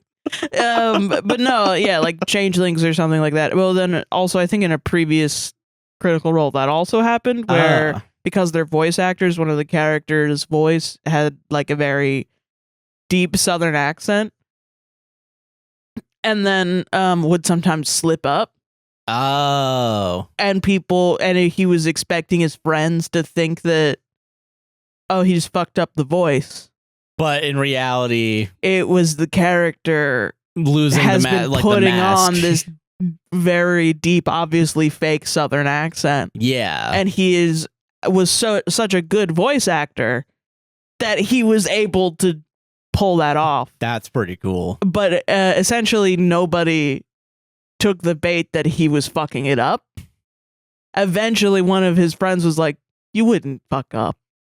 I know you. Come on. I know you. You wouldn't fuck up. Come on. Listen, you've done it like 3 times. It happens, right? 4 times. And something like, sus is happening. What's cool about it too is that it was like years into the show that he had kept this up, and so then it was like, cool. Oh fuck, that is. I mean, it is cool. Yeah, but it is also like. But that's for a show. Yeah, that's for a show, and it's a different. Like the reason that Critical Role does a lot of like role play heavy stuff, it's because it's a show. Yeah, and a lot of 5th edition combat is really slow and sometimes for certain players can be boring. But a lot of people that play D&D do play it for the tactical elements. They're playing it more because it's a game. Yeah, as well as role play, you know?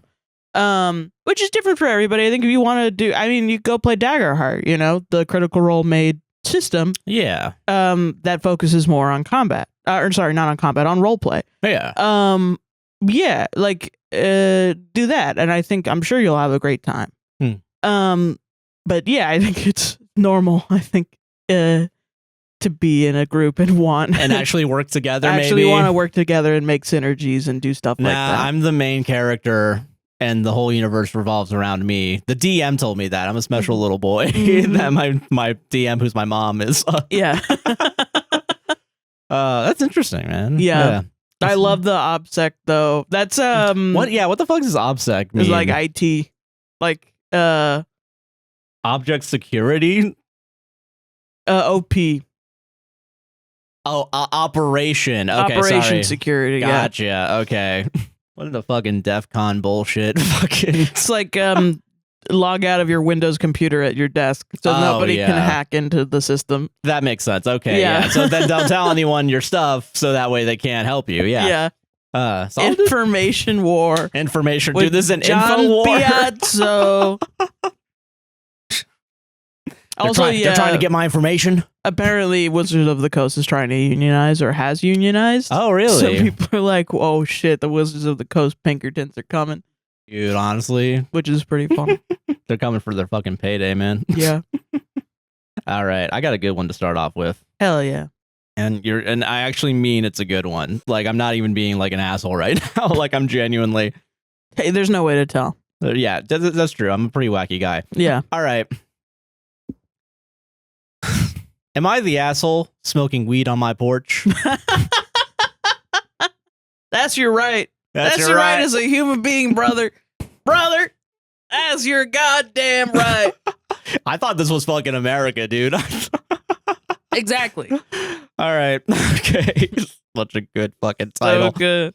I own a single family home. No HOA. Neighbors probably 50 feet away or so that moved in about a year ago. I was smoking a joint on my porch, screened in, tinted, and hear my neighbor yelling to her husband about how ridiculous it is, saying she was going to confront me and, quote, do something about it. Is she walking over there with a gun or not? Because I don't know what else she can do. I know how to take care I'm of it, already high. I don't know what you want me to do.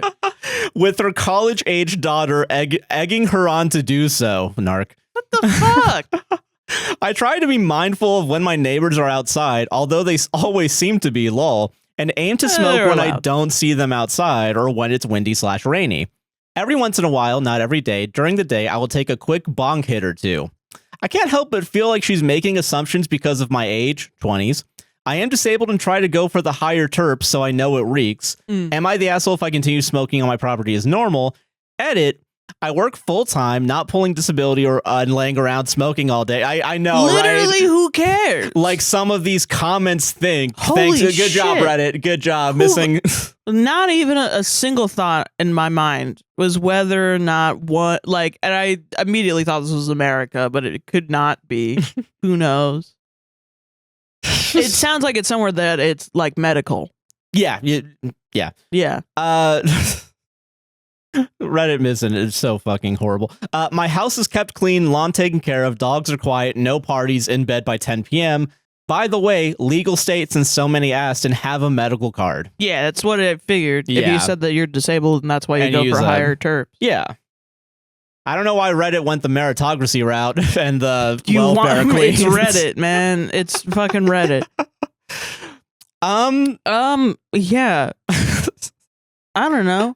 I think even sometimes when I would work at law office TM, we would get calls. I was doing intake. Sometimes we'd get calls and they were like, can I sue my neighbor for having a fire pit and using it sometimes? Every once in a while. The smoke gets over here when I'm outside. And like the answer, you know, we can't just say like, close your eyes. Or go inside. And I do think it can be annoying if like somebody's doing it constantly and you feel like you can't go outside, because it is also their right to be able to go walk around on their property. Yeah. But I think if they're not fucking doing nothing, what the fuck? Yeah. And like, I don't know, like I feel like I do wonder how that couple would react if you were smoking a cigarette. Like, would they give a shit about it? Or are they like, nah, we used to do that when I was kids? I wondered too, because some people are very like, you know, they maybe they don't like the smell or something. And there is something to like smoke, like it can cause like medical stuff. It's just hard to prove. The problem with all of this is that it's hard to prove legally. Like that was something that we would consistently have to decline because people would be like, it's filling up my shit, blah, blah, blah. And then we'd be like, do you have like a allergy? And they'd be like, yeah, I have asthma or something. And it's like, maybe, especially if it caused an asthma attack. But even then it's like, how do you prove that the asthma attack was caused by the smoke? By that specific smoke and not something else. Yeah. So it's kind of hard to deal with. You know what I mean? Yeah. I think, I don't know. If it's such a problem, I mean, obviously they're not actually talking to you about it. No, they're yelling. They're so upset that they're gonna come over and do something. I don't know. I mean, Jesus Christ. I'm gonna plant so much cocaine under their porch and call the cops. And I mean, I think I just need more information. My opinion is that that's fucking stupid. If more information is like they do it all the time and I can't go outside ever, that's fucked up, I think. Yeah. Which I mean, I will say it does seem be more like considerate. It's less about the smoking weed as a right or whatever that means as a human being. It's more about just being considerate of your neighbor. Which I feel like the way they said it, I don't know if they actually go out on like a set schedule. And it does seem like more often, what is it? Yeah, aim to smoke when I don't see them outside or when it's windy/rainy. Yeah. If it's in I think if it's literally just because he says that he's on the porch with a joint, which I don't know, one joint would cause so much smoke. Or smell, at least. Well, it could if it's like really I will say, weed. I mean, I've walked around this neighborhood and sometimes I'll smell like a joint for at least 50 feet, like when I'm walking. Yeah. Well, it's also like, I don't know if it's that or it's where their stash is. True. You know? Yeah. Like, it depends on that. Because that usually, in my opinion, the smell comes from wherever the stash is. You know? I get that. And then the burning it is also the thing that makes it. Yeah, because it releases it. Yeah. Yeah. It could be that. I mean, but I guess it could. Yeah, I guess it could. Like, at least the smell, you know? Yeah. It's fine to not like the smell. I don't really like the smell that much. No, I can get it. I can understand that. I do think it's crazy, though, that, like, screened-in porch, tinted also. Does the tint do anything? I don't think so. I think it just makes it hard to see that you're smoking a fucking joint. Smoke through a fucking act like you're a teen and smoke through a fucking bathroom window so no one sees. No, the toilet paper roll with the lint dryer. Oh, the lint filter inside, you know? I've never heard of that. Really? No. Yeah. That's an old way to not have it smell. Really? Interesting. Yeah. I don't know if it even works. I don't know. Compromise? Edibles. Yeah, but edibles are a different type though, right? Like they're longer. Yeah. Like if you are smoking a joint too, and also probably more expensive, I would say, than just getting flour and rolling it up. Yeah. But I mean, like, I don't know. A bong should not make smoke so bad that they should be upset. A bong is like you could do that shit inside. Yeah. As long as you're not like constantly ripping it and hotboxing yourself. But like, no, yeah, that's fucking crazy. Yeah. But I also get why you would want a joint. A joint for me is like the perfect amount of time of being high. Because bongs, I'm only high for like 30 minutes. And I'm like, what did I do? What's up with that? Yeah. But I mean, and joints are also bad for your lungs because all smoke and vapor is bad for your lungs and blah, blah, blah. I don't know. No, weed's healing me. I don't know what you're talking about, dude. The cannabinoids, they go in my lungs and they repair them, actually. So, well, weed can help, yeah. Yeah. I mean, they said that they're disabled. It could help with pain, like joint pain and stuff. That's what I assume is happening. No, yeah. Yeah, I don't know. Fair enough. I mean, I do think not the asshole. I don't think you're an asshole in my personal opinion. I'm sure other people are going to be like, I don't like weed smell, therefore YCA. And I'm just asking you to think a little harder about it. Think about the person's situation, maybe. I think there's a possibility that they could be the asshole, but I also think, honestly, I'm more willing to let a disabled person smoke some fucking weed so that they aren't in constant chronic pain. Yeah. And deal with that. Yeah. And then go to my house that's far away. 50 feet away. That's 50 fucking feet away. And rein in my college-age daughter who's for some reason a uptight fucking dark. Yeah. I will say that is crazy that like the daughter coming down and being like, I have to deal with this smoking shit. Weed. I gotta deal with the shit at my fucking dorms. All right. I came out here to escape that. All right. Like, I wasn't around. I mean, I don't know. Yeah, I don't know. I don't know what's up with them, but yeah, I don't know. Keep blazing, brother. Keep blazing, brother. Solved it. I got your back. You're writing as a goddamn American. Goddamn right. To live life the way that our forefathers wanted, which is smoking weed on your goddamn porch every motherfucking day. I also watched the Civil War on drugs. Thank you very much. Oh, this one is crazy. Okay, cool. State standardized tests were graded in less than 24 hours from r/teachers. Okay. Not inherently, I mean, it's kind of suspicious, but okay. My school did our state standardized testing last week, and the scores are coming in fast.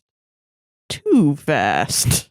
I am in an untested subject area, so I don't think much of this at first. But at our faculty meeting this week, the English teachers were talking about how they received scores for the writing section in under 24 hours. The writing section is composed of 2 typed essays, 1 argumentative and 1 creative. The teachers also mentioned the scores were weird. They didn't match the students' ability in class, poor writers did better than expected, and good writers did worse. Obviously, standardized testing shakes students' rhythm and has some discrepancy with their performance in class, but it was suspicious. Now, I'm not one to start conspiracy theories, but how is the state going to grade thousands, parentheses, hundreds of thousands, end parentheses, of handwritten essays in under 24 hours? Like, am I missing something here? There's no way that these were actually hand graded, right? Sure, the multiple choice can be graded in an instance, but the essays? How? It has to be AI, right? How is an AI supposed to grade creative writing?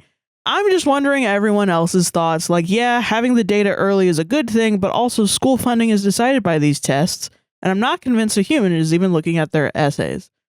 Top comment is, yes, they're using AI. Oh, holy shit.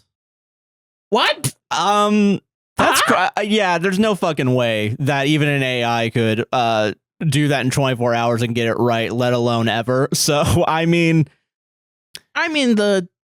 remember teachers talking about having to grade the essays, like going to like a 3-day conference or something and sitting around and grading essays. Yeah. Because it takes a while to read. Like it was in one class, 20 people's thing. Yeah. Yeah. 2 essays per kid, which is like a lot. Yeah. And then whose bright fucking idea was it to run it through AI? Because holy shit. Just give it to ChatGPT. Just give it to ChatGPT. We'll know which schools are worthwhile faster. Because like they're right. It's like it's one thing if it's the multiple choice. That's like Scantron. Multiple choice I can see being done in a week or something, right? Yeah. Even then, I feel like there's still issues with it being too fast, I think, in 24 hours, because I feel like you need to verify every single one. Yeah. Well, that's the thing. That's 24 hours is not even enough time to verify everybody's tests.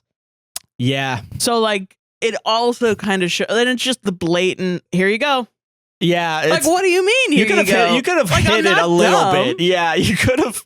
Just keep it for 2 days. No, Sarah, they actually hired 20,000 people. That's government. What I was saying. I've been looking for a fucking job for the past however many months. I didn't see no standardized test. We hired 100,000 people to grade 3 essays each for one hour of work. At $10.50 an hour, and then we called it a national shortage of essay graders. Dude, that unemployment rate going straight down after this brilliant idea I just had. That's fucking crazy, man. That's wild. Like God, once you said essay, I was like, yeah, there's no way you can do it. Right. But Scantron, I was thinking, like, I mean, maybe. Oh, yeah, sure. For sure. But then essays, yeah. Because I mean, I don't know about you. Yeah. But when I was a kid, we would all grade each other's essays, and that shit took fucking forever. I don't think we ever really. I mean, we read each other's stuff. I mean, when you're in a creative writing class and you have 20 plus people's 20-page short story to read. Yeah, you guys were writing big stuff. Yeah, that would be like a week to a month of we were just working on just one thing. We were just writing like 2 or 3 page essays. So yeah, most of our class was writing the essay. The next day we would look at the essays. We would give each other our essays, grade the essays, give it back, write another essay. And it was like ad nauseum. Yeah. So like there's a lot of doing that, and I can't imagine doing that. So many people sitting around doing that, which is so crazy because in America, standardized testing, and standardized testing is a very American thing. Oh yeah. Like, oh my God, there was some funny D&D short where a DM made their players take an SAT test, and it caused everybody to be like, oh my gosh, I should give my players an SAT test. And it was a funny clip. Why the fuck would I do that? Yeah, I don't know, man. I'm not gonna grade a bunch of fucking people's work. I'm a DM, not a fucking teacher. And but it caused my players who are have learning disabilities and are British come to me and say, please don't do this. Please, if you're thinking of doing this, please don't do this. Yeah. And I was like, that's a fucking stupid idea. Why would I fucking do that? They're like, well, because everybody's doing it for a bit. I'm like, yeah, they're doing it for like TikTok clout, or probably to have fun, but I mean, let's be honest, a little bit TikTok clout. Once one person does it and it gets 100,000 likes, it's like, hold on a minute. I'm not gonna make you take a fucking SAT. I'm about to launch my fucking D&D podcast right now. Girl, you have dyslexia. What are you talking about? Can I be honest too, straight up? If not even in D&D, at any point in our relationship, you came to me and was like, here's the SAT. Here's an SAT. That's like a fucking mean thing to do. I'd be like, Why? Why'd you wait 9 years to test me? I think Yeah, A, like that's ridiculous. yeah, B, what is this going to prove to you? That I'm a big fucking idiot? You already know that. Plus, I'm also like, it's not thematic. Like, why would I give a bunch of pirates an SAT? Yeah, we'd rip that shit up. Like, I think What's the point of that? I'll be in character for that. Don't worry. I mean, the point is that you guys get to shoot guns and kill people. That's kind of the point of pirates. That you get to be on a ship. Yeah. And gamble and do shit. Yeah, and have a fun time. Yeah, and be gay. Yeah.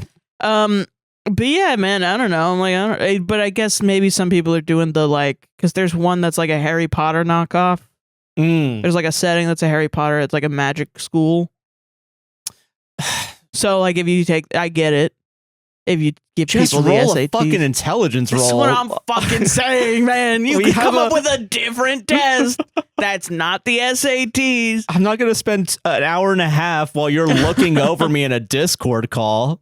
Cameras on, everybody. So stupid. Cameras on. Yeah, you have to download the college checker thing that checks if you're in the. If your mouse doesn't move every 20 seconds. Yeah.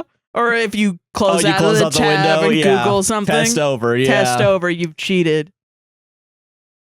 It could be funny, but I'm also like, we got trans people in this group. I've specifically avoided that scenario.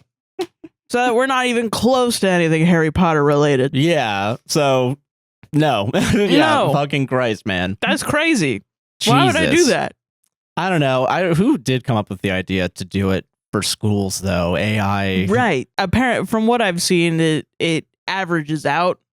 Like, it takes shit in and then it averages out everything. Oh, okay. So, like, a friend of mine, they had somebody who I think got fired, thank God, where their only job at his work was to do product photos.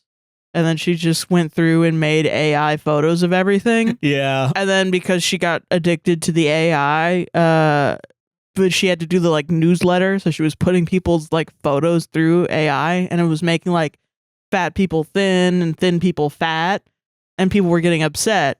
And he was like, I think it just makes everyone average.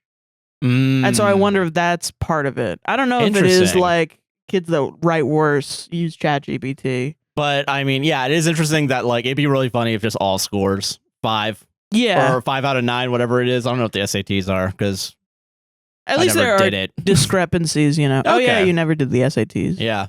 Yeah. Well, it's not the SATs. This is just standardized. Yeah, testing, standardized testing. Yeah. Which is different. Yeah. For our non-Americans out there. The SATs are a whole separate thing. You want to talk about the FCAT for 30 minutes? Yes. Explain those? Yes. I do want to talk about the FCAT for 30 minutes. The pre-FCAT, what was that called? The one where you have to take... Fucking, I don't remember. So there's the FCAT that you actually have to take, and then there's the pre one, like the junior FCAT. I think they got rid of FCAT here. Really? Yeah, I think so. Whoa, that's so crazy. I don't know. Yeah. It was so stupid. Can I be honest? The FCAT fucking sucked. Like, everyone, even adults around me, were like, whoa. Like, and it's so dumb. It's never come up in my fucking life before. Yeah, I can't think of the last time. It is also really funny because FCAT stands for Florida Comprehensive Assessment Test. Yeah. Assessments test is doing a lot there. Yeah. Like, and it's really funny, too, when you take, like, a standardized test for your thing and you're like, I got this shit. I got this shit down. And then you take the SAT or the ACT. Yeah. There's shit on there I did not fucking know. Nobody taught me. No one. Was the FCAT the one that they had to keep nullifying questions because it literally made no sense? I'm sure for every single one they have to. Okay. Like, I'm positive. Because, like, I have a friend that is, like, a middle school teacher, and he had to go and do these tests. And he had an issue where because he teaches an arts class, they have to take a standardized test. And so the test that he got, it had nothing to do with anything that he taught. So everybody did badly on the test. Jesus. Which affects, funding for the art program, yeah. But it was like, so then he eventually found out because then he is a good teacher and went through and was like, let me go like, I'm going to volunteer to go and write the next test for my class. Yeah. So that I know what's going on. Found out that it was a defunct class from like another school that had like 9 kids in it. That was just about like the theoretical part of the art form that he was teaching. Not the actual reading, drawing, whatever it was. I'm being vague on purpose. No, fair. So he was just doing the actual what you need to do to teach, and then they were being taught on the theoretical stuff, which they're middle school kids. They don't need to know this yet. Yeah. I mean, it'd be good if they did, but like... they don't need to. I get what you mean. It's hard to just wrangle them to be in their damn seats for anything that isn't... There's a desk, you know? It's probably hard for the desk teachers, too. So, yeah. I mean, so he was like, what the fuck? Why did I get this? And it was because of a typo. Somebody they were like, there were 2 different tests, one where the kids would have been tested correctly and one where the kids was like an infinitely harder test. Oh my God, dude. And so then he had to go through and like look at all these questions and write these questions. They were all the same. And because he was looking at these 2 tests and he was like, holy shit. Oh my God. Oh no. Wait a minute. And he's like putting the pieces together. Yeah, the fucking math going past him. Yeah. And then he brought it to the guy's attention and they were like, oh my God. Oh shit. That's all because whoever put it in just never checked and just did a thing from a drop down and just was like, I guess that's fine. Which is why we should have AI look over it, because AI would have flagged it and given everybody. AI doesn't make mistakes. Jeb Bush pose. Yeah. But it's just ChatGPT taking over the entire country. Yeah. Yeah. That's crazy, man. Yeah. Jesus. So much of it is bullshit. I do love it when other countries are like, what is the standardized testing bullshit that you guys have to deal with? And I'm like, are you ready? Because the big bowl of slop, it all means the same thing. It's just dumb bullshit. Yeah. The closest I can compare it to is like their GCSEs, but it's also like not really, because that does mean something for them. It like puts them into like what college they can get into. Yeah. Which is theoretically true. For SATs, ACTs, stuff like that. It's also not true at all. Have you heard of a little place called Valencia College? Yeah, a lot of community colleges feed into the larger colleges nearby, and it's cheaper. And it's automatic if you get your AA there. So yeah, you didn't have to take the ACT or the SAT at all. Nope. But you could have gone to UCF anyway. Yeah, if I had gotten an AA, yeah. Yeah, when there are people that took both, applied to UCF, and got denied because they had bad SAT and ACT scores. Meanwhile, there was a hack all along that no one knows about. If you're a Florida resident. And it doesn't make any sense at all. Yeah. It's crazy, man. Yeah, that shit is so crazy. Yeah. Just go to community college. Go to community college. Just put your pride away, go to community college. And it's don't use so AI. Much better. Don't use AI. Don't use AI. Or anything. Learn real skills. Yeah. Solved it. I don't know why I said that so definitively, because I also have an AI story. I mean, don't use AI still, but, just pretend I didn't say that and I said it afterwards. Yeah. This one. All right. It's not like we're editing this. That would be crazy. Why would I? Am I the asshole for telling my mom I don't like the AI stuff she bought me? Okay. My 21st birthday is in a few days. My mom's parcel from Temu just came, and she gave it to me saying it's my birthday present. I started opening it, and it's mostly AI things like AI posters, AI postcards. I've not even thought about kids getting AI shit from their parents. That's crazy. Another layer to this hellscape unlocked. I know. I never thought about this either until this moment. Yeah. Holy crap. AI posters, AI postcards and stuff. So I wanted to be honest with her and explain to her that I don't like AI things, and I probably wouldn't use them. I'm myself an artist as well. I've drawn since I was a kid. I also told her I was a little sad that my birthday gift was from Temu and not from somewhere else. I was still opening the ones left in the package, and she started crying, saying, "Yeah, I'm sad as well," and quickly went up to her room and slammed the door. I tried to... Sorry. You're not my real kid. I'm not going to explain why I laughed. The real ones get it. The real ones with moms like this get it.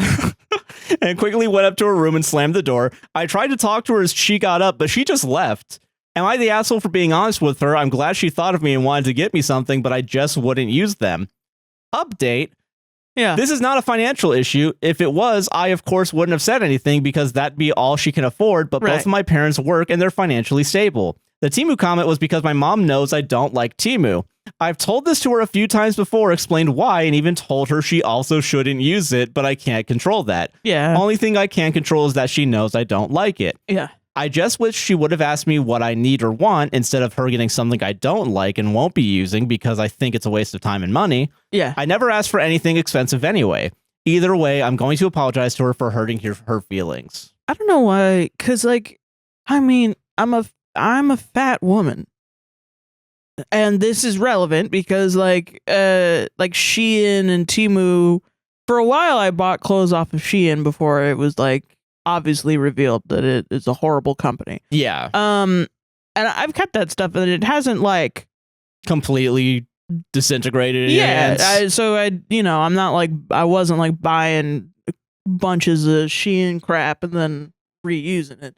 Yeah. And then tossing it immediately and then buying it again. Yeah. So I will say for a while, wasn't that like the only place you were able to get clothing like for yourself? Larger clothes. Yeah. Like I don't think I've bought clothes since then, which is, I mean, people can probably tell because I wear the same shit. I have also not purchased any clothes in the past. But yeah. So I don't even know. I'm sympathetic to people that are like, that's the only place where I can afford fine clothes or find things, you know? Yeah, like if you have to, I'm not gonna get mad at you because I understand that there's a reality to a lot of people where they need to pay for cheaper stuff because that's all they can. Right. It's kind of like kids will be like, oh, my mom bought me a toy from Walmart, you know? Like when we were kids, it was like Walmart's the cheapest place you can go, or the dollar store's the cheapest place you can go.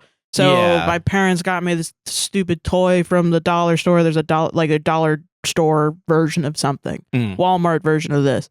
And it's like, I think I don't criticize parents for getting stuff like that. Yeah, you know? In this case, it is kind of like there is a feeling of like, you don't know, you're not really thinking of me. Yeah. Because it's not like the only option for getting your child a toy or a present is the cheapest possible option or a literal diamond from the earth or supreme, nothing in between, or like a big thing, you know. And I think if you just got them something that they wanted or cared about or made or something, like if you made them like a little card or whatever. And it's something that I think everybody innately knows, but then we forget, I think, when we hear stuff like this. And I think it's all right to be like, I don't know, because it's hard. Yeah.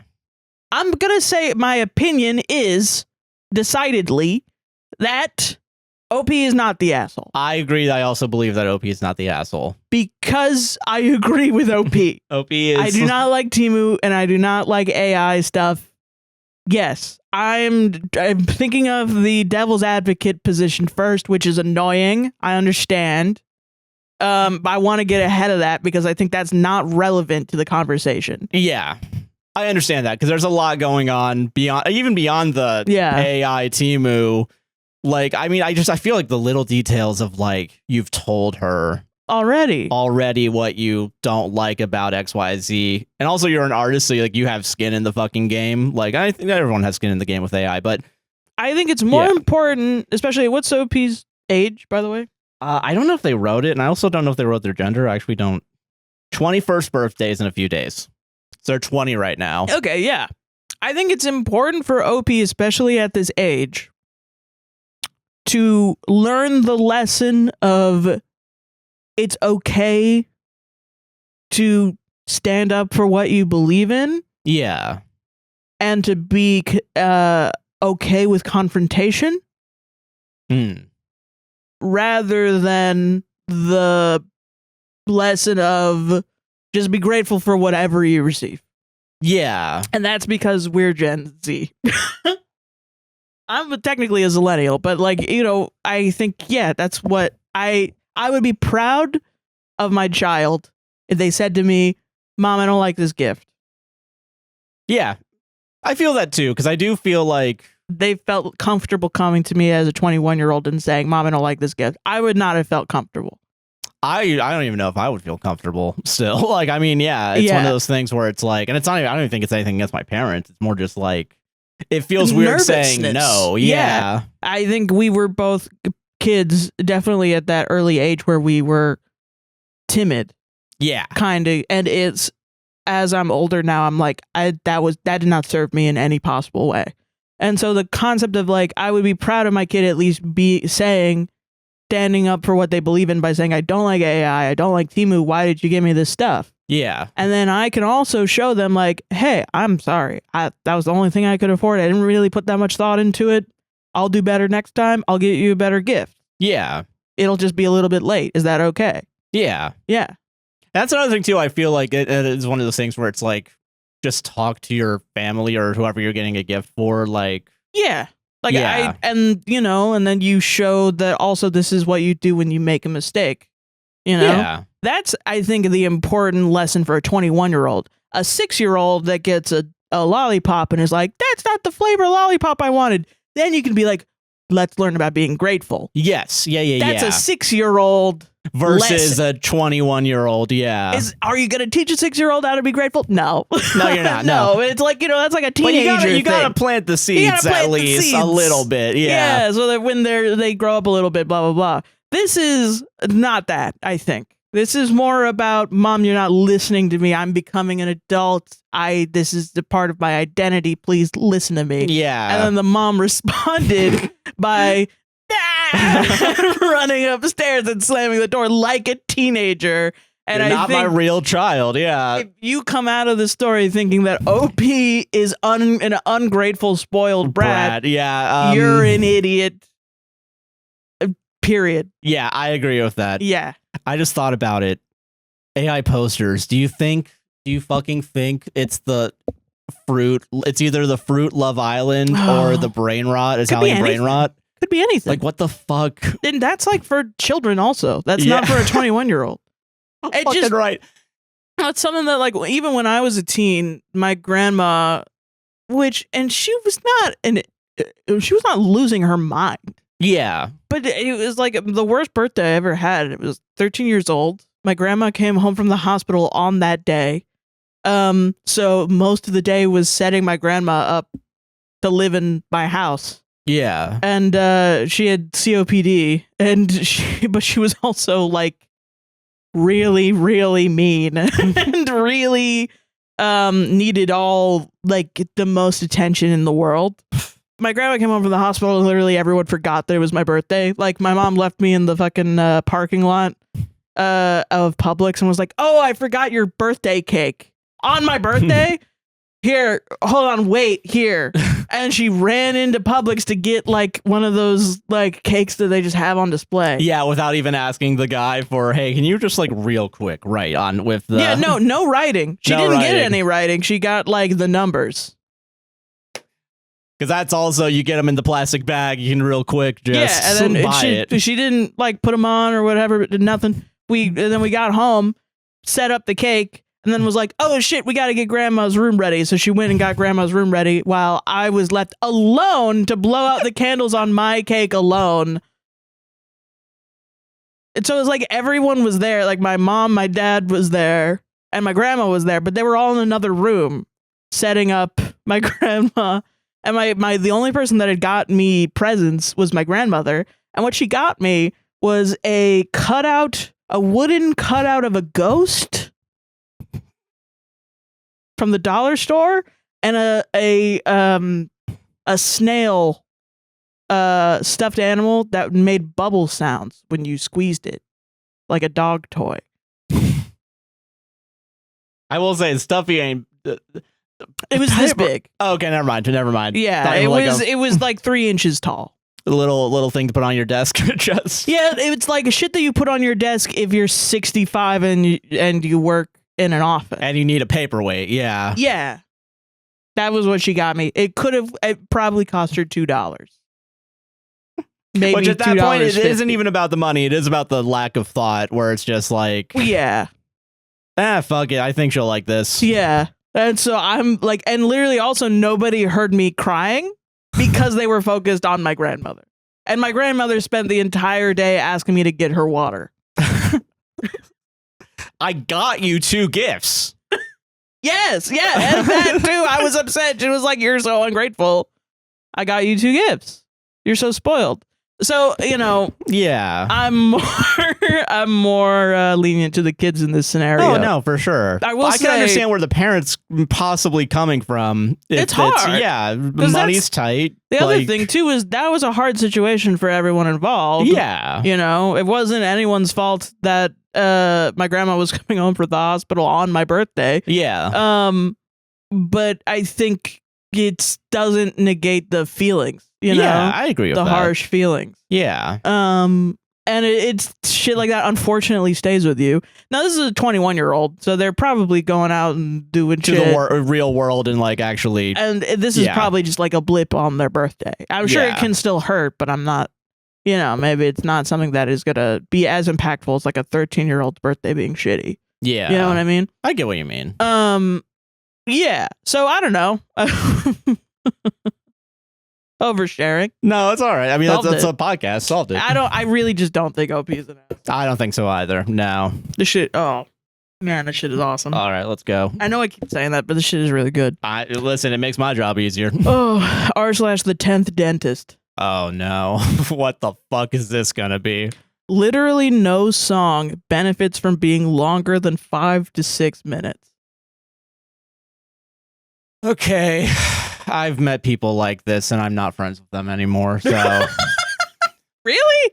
I've met one person like this. I know. I didn't think... They really think that? They really thought that. Whoa. People fucking hate Kendrick Lamar's Sing About Me, I'm Dying of Thirst, man. It's really?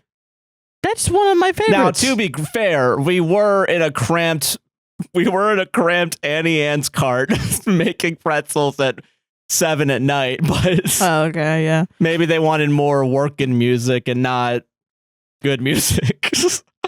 It is funny playing that song at an Annie Ann's cart. It's really funny. Not sure if this is an unpopular opinion or not, but there's literally no reason for any song to be longer than like 5 to 6 minutes. I think my hard cutoff point is 6 minutes, as people have pointed out. Bohemian Rhapsody is over 5 minutes, and that's a great song. All right, yeah, okay. So you're already off to a bad start. Yeah, I don't like it. Maybe only excluding a game soundtrack or something, because then it's long for a purpose. You look like a motherfucker that would listen to game soundtracks. Derogatory. Listen, nothing wrong with a good game soundtrack. The fact that you're like, well, that actually has a purpose is kind of fucking cringe, dude. I'm just saying, this guy means Megalovania 10 hours long. Like, you can't play it at a social event or on the aux or something, because then everyone's just stuck listening to the same song for nearly 10 minutes almost. Yeah, they mean Megalovania 10 minutes long. Yeah. Even if it's a song I personally like, for example, Dance Yourself Clean or Stairway to Heaven, I still listen to them and think, fucking hell, this is going on a bit. What do you believe in? You're gaining points for being funny. Yeah. And end up skipping parts, parentheses, sometimes, end parentheses. I have a really strong appreciation for music. No, you don't. But man, I don't know why any artist feels the need to make such long songs. Man, why did they make like hour-long symphonies like 500 years ago? Just inject this shit into my body. Just dumb it down to its base principles and inject it straight into my brain. I mean, death is instantaneous. Why does this 40-minute... Why do I gotta live this long? And 9 out of 10 times, there's absolutely no reason for them to be that long. They just replay the same parts like 500 times with the same amount of payoff that could have been in a 3 to 4 minute song. Most of the time, it doesn't feel like they had so much inspiration for a particular song that they had to fit it into that much time, since most of the time, it's just the same parts repeated way too many times. So, okay, I have a bone to pick with you. That sentence was the exact same thing that you said before, so even you're doing it. Yeah. So I'm just saying, if you're going to criticize, be succinct. Glass stones. Yeah. Glassstones houses. Gallstones. Gallstone houses. Kidney stones. Yeah. Also, thanks for the song suggestions, guys. We'll low-key listen and see if they change my mind. Also, this is not a Reddit award karma speech edit, by the way, LMAO. Now it is. I appreciate everyone being open to discussion and suggesting instead of just insulting me or something. Get ready. I'm going to insult you. I am very open to changing my mind, so feel free to drop songs you enjoy. This is simply based on songs that I have heard, obviously, so perhaps I'll find songs that will change my mind in this thread. Okay, well, at least you're open to admitting Shut up. wrong. You're wrong. Idiot. Wrong, idiot. That completely is, wrong. 6 minutes being a cutoff is so arbitrary, too. Yeah. 8 minutes, perfect length for a song. American Pie? Yeah, The okay. fuck? Are you okay? Hold on a minute. Yeah. American you start thinking about like Pie, I'm dude? gonna, God, I don't want to like waste 10 hours of my life right now. I'm going to look at my like songs and see You're how just many wrong. are longer. I don't know what to tell you, man. That's my favorite song of all time. American fucking Pie, dude. I mean, that's such a motherfucking McLean, dude. The fuck? all the ABBA songs that I have are over 4 minutes, so we're already. Yeah. Biggest part of me, Ambrosia. Come on, Yeah. Yellow Ledbetter over 5 minutes. Easy Lover by Philip Bailey and Phil Collins, dude. Yeah, dude. I mean, Easy Lover. Mandolin Rain over 5 minutes. Also, I will say, not seeing. You're dunking on Bruce Hornsby on the motherfucking range, dog. What is wrong with you? In the Air Tonight, 5 minutes 36. Get out of here. Feels So Good, Chuck Mangione, 9 minutes 43. Oh my god, you cannot tell me that you're a music enjoyer and you haven't listened to Feel So Good by Chuck Mangione. You're crazy. You're crazy for that. Put some respect on Chuck, man. That's crazy. Money by Pink Floyd, 623. That's wild. You're insane.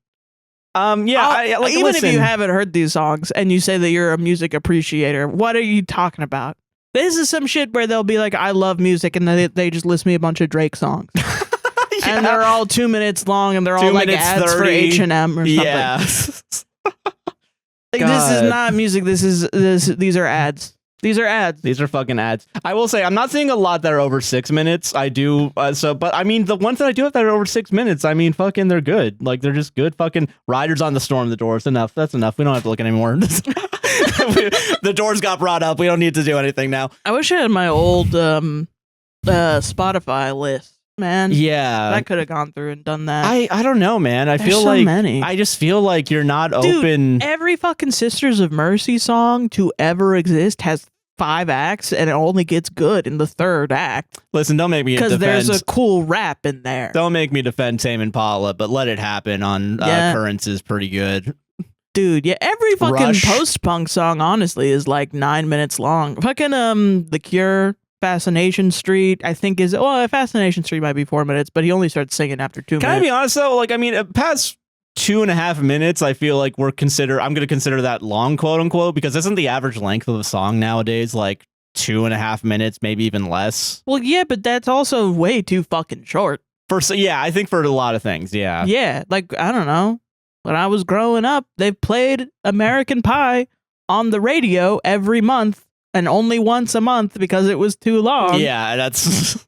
And I hated it. 50, I wanted them to play it every 2 seconds because it's my favorite fucking song. Jesus. There are so many good songs that are over 6 minutes. Yeah, even you're just 7 wrong. minutes. Yeah, I don't know what to tell you, man. That's not good. God, I really don't think. I think if you're a real, and maybe this is gatekeeping. I don't think. This whole post was rage bait. If I'm fucking for real, yeah. I don't know. I feel like if you're a real enjoyer of something, do you not want more of it? Right. Even if you think like you can have the opinion for songs of like, okay, maybe this verse, is a little too long or whatever. Like, I can understand having an opinion. Yeah. About an individual song. Painting with such a broad brush. Yeah. Well, yeah. Yeah, and the people do say classical music would like to have a word with you. Yeah. You ever listen to Chopin, motherfucker? You ever listen to fucking Mahler, dude? That motherfucker, that shit is too long. The people playing it don't want to play it for that long. You ever listen to freeform jazz? with 17 solos for just the saxophone player, and everyone else has to watch. And it's good. And it's usually pretty good. And you leave it being like, damn, that was really good. What the fuck? Yeah. Freebird, dude? Freebird, dude? That is kind of crazy. Get out of here, man. Yeah, I think the guitar solo went on a little too long. I think if it was cut... If you come to me and you say, I don't know, I don't like Freebird, the guitar solo is too long, I'm going to punch you in the face. I'm going to be like, you're just, I don't know what to tell you. I don't know what to tell you. I mean, there's so many, like, also, aren't there, like, long-ass Beatles songs, probably? Probably. I'm trying to think of one. What's the one that fades out and fades back in? Oh. Hey Jude, right? Hey Jude, maybe. Probably. I haven't listened to that in a long 6 minutes, but yeah. But, damn. I just think that let a song be as long as it needs to be. I don't care if a song's fucking 20 seconds. I don't care if a song's 7 minutes, if it means... Yeah, because the real take is like, what, you just want it to be bite-sized for your consumption? Or do you want it to be art that if I can't watch it as a short on the YouTube Music app, I'm not listening. That's wild to me. No, obviously not. Ridiculous. And if then you make a post that being like, I'm not saying thank you for the awards. Yes, you are. And then also you're like, thank you to everyone who didn't insult me. Fuck you, man. You said some shit worth insulting. Yeah. If I got to deal with it, you got to deal with it. If you make an opinion, you got to stand the fuck by it. You got to stand the fuck by it. Or admit you're wrong, and I accept that. Or admit you're fucking wrong. Yeah, it's okay to be wrong. Yeah. But it's also insulting to me personally when it's about something that I care deeply about. Fucked up, man. Fucked up. Anyway, solved it. Josh and Sarah list songs for 20 minutes, the show. I like the episode where they list songs for a long time. Am I the asshole for dancing at a wedding, even though I was a +1 to a friend? What are the rules? I didn't know there were rules about that. You're not allowed? Not allowed to dance. Okay. I'm never going to dance again. Sorry. My guilty feet. They have no rhythm. My friend and coworker was invited to his close friend's wedding and received a +1. Since he had just broken up with his girlfriend, he didn't want to go alone and be seen alone in photos on social media, so he asked if I would go with him. I love weddings and I didn't have any plans for this weekend, and always wanted to see this particular venue in person anyway, as I always pictured it for myself, so I said yes. Hell yeah. I didn't know the bride and groom, but I am aware of wedding etiquette, such as don't wear white, don't upstage the bride, be polite, etc. Yeah. The wedding comes and I show up with my coworker/date. I meet a lot of his buddies and we are all getting along fine.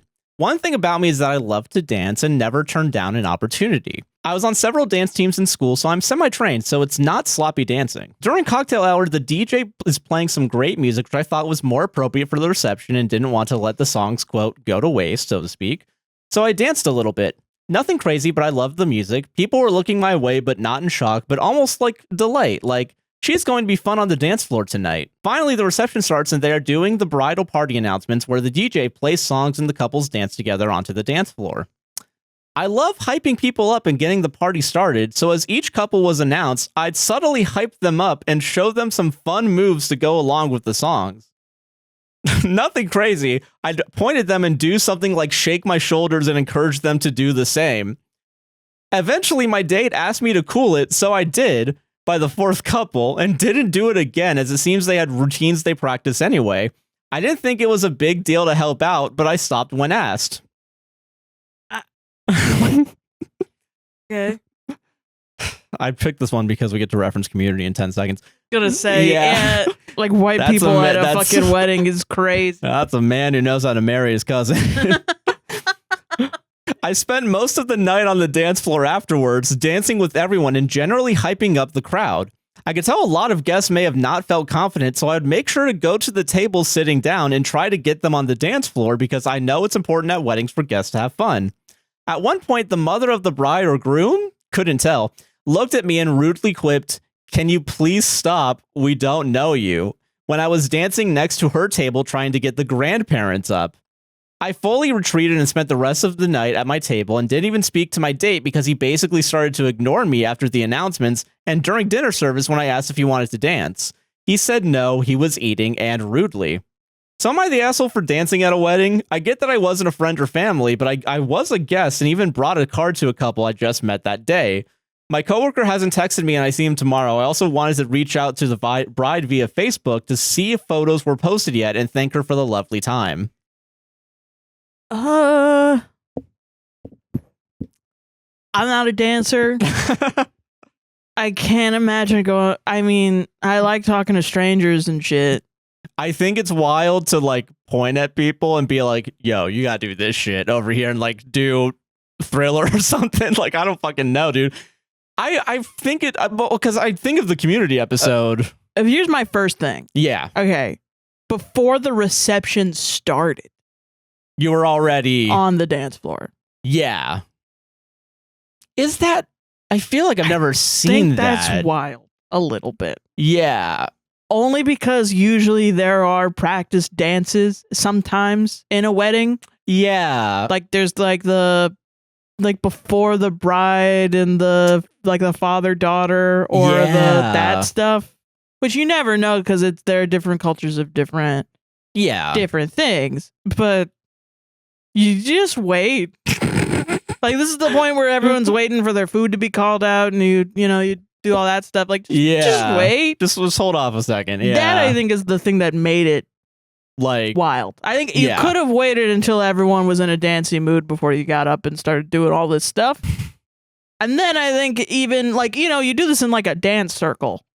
Yeah. You get over here. Yeah, right. Where it's like there's already kind of like consent to dance. Yeah, if you're in the dance circle, you're going to get called out to do a little dance in the dance circle. Someone's going to pull you in. But eventually, the dance circle's over. And we stop pointing the at dance stops. People's grandparents that you don't know. I think that's the craziest part is that you don't fucking know anyone here and you're like, no, I know what these people need. They could have bad joints or... Who knows? Like, but Sarah, through the power of dance, we can fix those.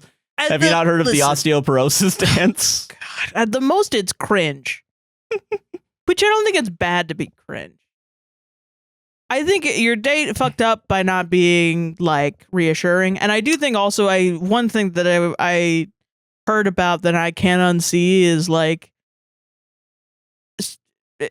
and this is, I don't know if this is even appropriate because you didn't. I don't know any of the context of the situation at all. I'm simply a Reddit reading podcast host responding to things that I possibly can't know anything about. But that straight men treat their straight women friends not as like they might not be interested in having relationships with them, but they will sometimes treat them as like trophies or like visual objects. And so that was my first thought was the like, he didn't want to seem alone, so he asked me to go. And I'm like, I don't know how I would feel. Like, you don't want to seem like you don't have a date, so I'm there to pretend to be your date. What am I supposed to do? Which, I mean, I wonder if people just do that because, like, I feel like it's like a common movie trope. But I just don't, I would feel uncomfortable, I think. Because then I'm like, I don't know what my role is to fulfill. And also, I feel like I am fulfilling a role. Like, I kind of feel like I'm like a like a prop or like... Yeah, like an object. Like, I'm just kind of here to sit and look pretty. Is that what I'm supposed to do? So that was my first thought going in. But then it is like, I do think it is inappropriate to get on and then to go up to people and whatever. But I'm also Gen Z, so I'm also anti-talking to people. But I do think it is fun to talk to people at weddings and stuff. No, yeah, I think it's all right. Yeah, I feel like I've done that a lot. Yeah. Because I'm a white woman at a wedding. That shit's awesome. Yeah. That shit's awesome. It's where we get our powers, our superpowers. And you hold on to it for the rest of your life, for as long as you can. Like, until the I next can't wedding. wait till somebody invites me to a wedding so I can get really drunk and talk to everyone and make a scene. My man is going to be so full by the end of this wedding, Yes. Shit slaps, dude. Yeah. But yeah, I do think it's like you. I don't know if you're an asshole. It feels harsh. I get it. You just did like a faux pas. Yeah. You made some people uncomfortable. You did do a faux pas like a lot. You did a faux pas a lot. I would not reach out to the bride anymore. Yeah. I don't think you should be contacting the bride at all. Yeah, because you don't know her also. I mean, we don't know you. That's my purse. I don't know you. I wouldn't do that. I would just move on and not talk about it. Yeah. Plus, I do think it is rude, though, of your date to not be like... Which I will say, that is kind of a dick move. To ignore you. I think that's especially when he invited you. Like, that is pretty crazy. It's big Dave Letterman abandoning Crispin Glover when he comes in doing a bit energy. You know what I mean? Where he starts kicking and then he's like, get out of here, Crispin. That guy's weird. And then ruins Crispin Glover's view. Reputation. And everybody thinks Crispin Glover's like insane. He's not. He was doing a character. Yeah. Jesus, man. Yeah. It gives off that energy. Yeah. But that's it. I think you had to wait for the reception for people to. But it sucks too, because I'm also like neurodivergent, and it's like it's hard to gauge social cues and like what's going on. But it is also like everything that you described makes me so uncomfortable. Yeah, you know, like if I was there, I would be deeply uncomfortable. Can I also add? I'm not gonna say I won't say asshole. But I will say you fucked up, right? Yeah. YFU. Yeah. Yeah. That sounds harsher, actually. It does. You. Shit. F you. F you. Okay. Here's why I think I'm a little bit like, come on. You did defend yourself by saying, guys, I'm good at dancing. No one should be mad at me. So this is just you hate dancers. No, I think it's like a weird guys, no, I'm good at playing guitar. I'm gonna bring my guitar to the play. I'm gonna play Wonderwall at the party. I have been the person to yell at a person singing for singing extremely loudly and drunkenly at a wedding or at an Aztecas with 20 other singers there. Like, listen, I know you just did a version of In the Heights and you all want to sing Breathe, right? But we showed up with 20 people. We didn't make a reservation. We said there'd be 10 people. And then everyone loudly complained that the food is taking too long to come out. And I'm just here because for some reason we all decided to go out together. Everyone in the music program all decided to come out together. And now you're really drunk off of margaritas because we're waiting for the food to come out because for some reason they're making the food all come out at once. I don't get it.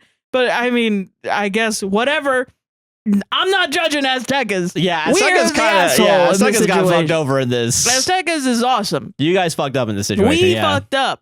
WFU, yeah. Well, yeah, and and now everyone's singing at the top of their lungs and saying we should lie and say that some guy's birthday, it's his birthday, so they get free stuff. And I'm like, we just can't keep being an asshole in this situation. We gotta calm. So I've been like, can you please shut up? And then they look at me like I'm the literal devil because I told a bunch of chorus kids to shut up. But and it can be annoying because they think it's okay because they're good at it. And it's like, no, it's still annoying. Yeah, it can still be annoying. Yeah, that's my thing. I love it. If I hated it, I wouldn't be here. Yeah. Cut to me not being there in a couple of years. I love it. But maybe not for everybody else in the restaurant. Yeah. Or the wedding. Because you also don't know everyone at the restaurant. That's the thing. Yeah. That's the thing. We got to be aware of ourselves. That's it. That's why awareness is important. Dude, standing up on the table and doing La Vie Boheme from Rent. 2,065 minutes. 2,000 minutes. Something minutes. Minutes time. Yeah. All right, you fucked up. You fucked up the verdict and solved it. You fucked up. It's all right. All right. Am I the asshole for backing out the morning we were supposed to commit to a house after seeing my room set up? Ooh, okay. I'm making a follow-up post to address my previous post. For context, I was going to be living with 3 other girls in a house. They took the 3 rooms upstairs, leaving me with the downstairs one. They proposed it as having its own bathroom, but with later discussions with the landlord, I realized the bathroom was not even attached. It was just in the common area of the house. In addition, the washer and dryer are in my room, meaning to do laundry, people would have to fully walk into my room. even if I put up a divider, it will take up the majority of the room. Yeah, even if you're going to fucking IKEA and getting those sound barrier things, like, how much room are you gonna? You're not gonna have fucking any room. Yeah. What the hell? This part was not bolded When you first read it? When I first read it, but now it is, which makes me feel insane. Also, I would be paying the same amount of rent as them. I love the concept of going through and bolding parts of the Reddit that people are forgetting. For sure did not say or mention in comments. That's really funny. I first proposed that since I have a bunny who I let free roam, I do not want my door being opened all the time. Also, the constant laundry smells might affect her as bunnies have sensitive noses. I asked if switching was possible, but got 3 no's. I decided I cannot live there, so I bailed out on the housing situation before anyone can sign the lease, as I did not want them to sign then get stuck with the house after I bailed out. However, I do feel bad. They spent time searching for houses as well as touring them. The landlord needed the final answer the morning I bailed out, but to be honest, I didn't get a revealing picture of the bedroom until the night before. I feel as if I messed up their plans.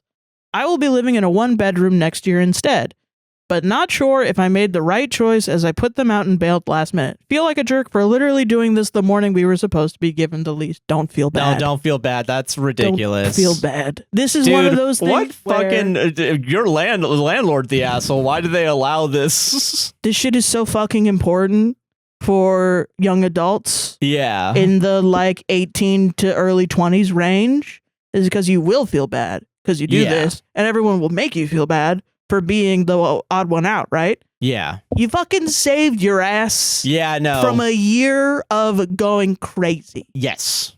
And that is, you've made the best decision you possibly fucking could. Your and you mental's going to be so much better. Proud of yourself. Do you know how many kids go through, and I say kids because it is like we just all bully each other. Other kids bully kids into just doing whatever. They're the person that gets the short end of the stick. Yeah. No, man, no. And also, when you get 3 no's, it's because the other 3 do know that room fucking sucks. Yeah, that's why they all got the top 3. Yeah. None of them want to have that. Yeah. Yeah.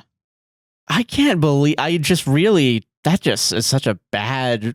It is a horrible living situation. You are absolutely right to be doing this, and you were honestly nice to do it before signing the lease. Before any of them signed the lease. Yeah, so at the very least, like, you got it, but, like, before the fucking deadline, you know? Yeah. I do think that the other 3 are more the asshole for knowing that it's a shittier situation and obviously not giving a shit. Not saying anything, yeah. But I do also think in general, apartment landlords, like, the predatory nature of these apartments that are like next to colleges that do this, like everybody's paying the same amount of money, and it's usually the amount of money that's like a little bit less than just getting a regular apartment. Yeah.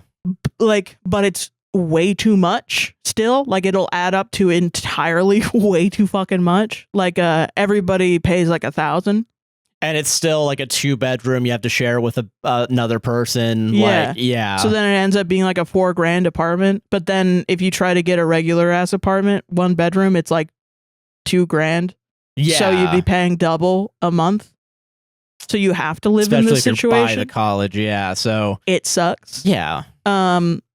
Yeah. So I think you did the absolute right thing. And it is something that people will leverage their friendships with you. Like, please let me just do this. I think one of the worst decisions I've ever made is essentially picking the first house because it was the cheapest to move in with a friend. Now I'm no longer friends with that person. Yeah. Partly because we both drove each other insane living there. I was a bad roommate, but also they were a bad roommate. But also the house sucked. So we were dealing with a lot more stress than we should have been. Yeah. I get that.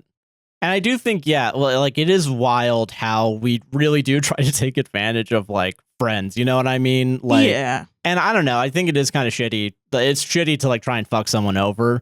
I do think also fuck the landlord for clearly renovating a laundry room to be a bedroom, quote unquote. It's so predatory, this shit, because they know that kids will just, like, I remember one time when we lived over there, being in like a coffee place or something and overhearing other people's living situations because it was that time. Yeah. Of like people were moving out, semester, whatever. Yeah. Yeah. And then people were like, did you guys meet the landlord at the McDonald's?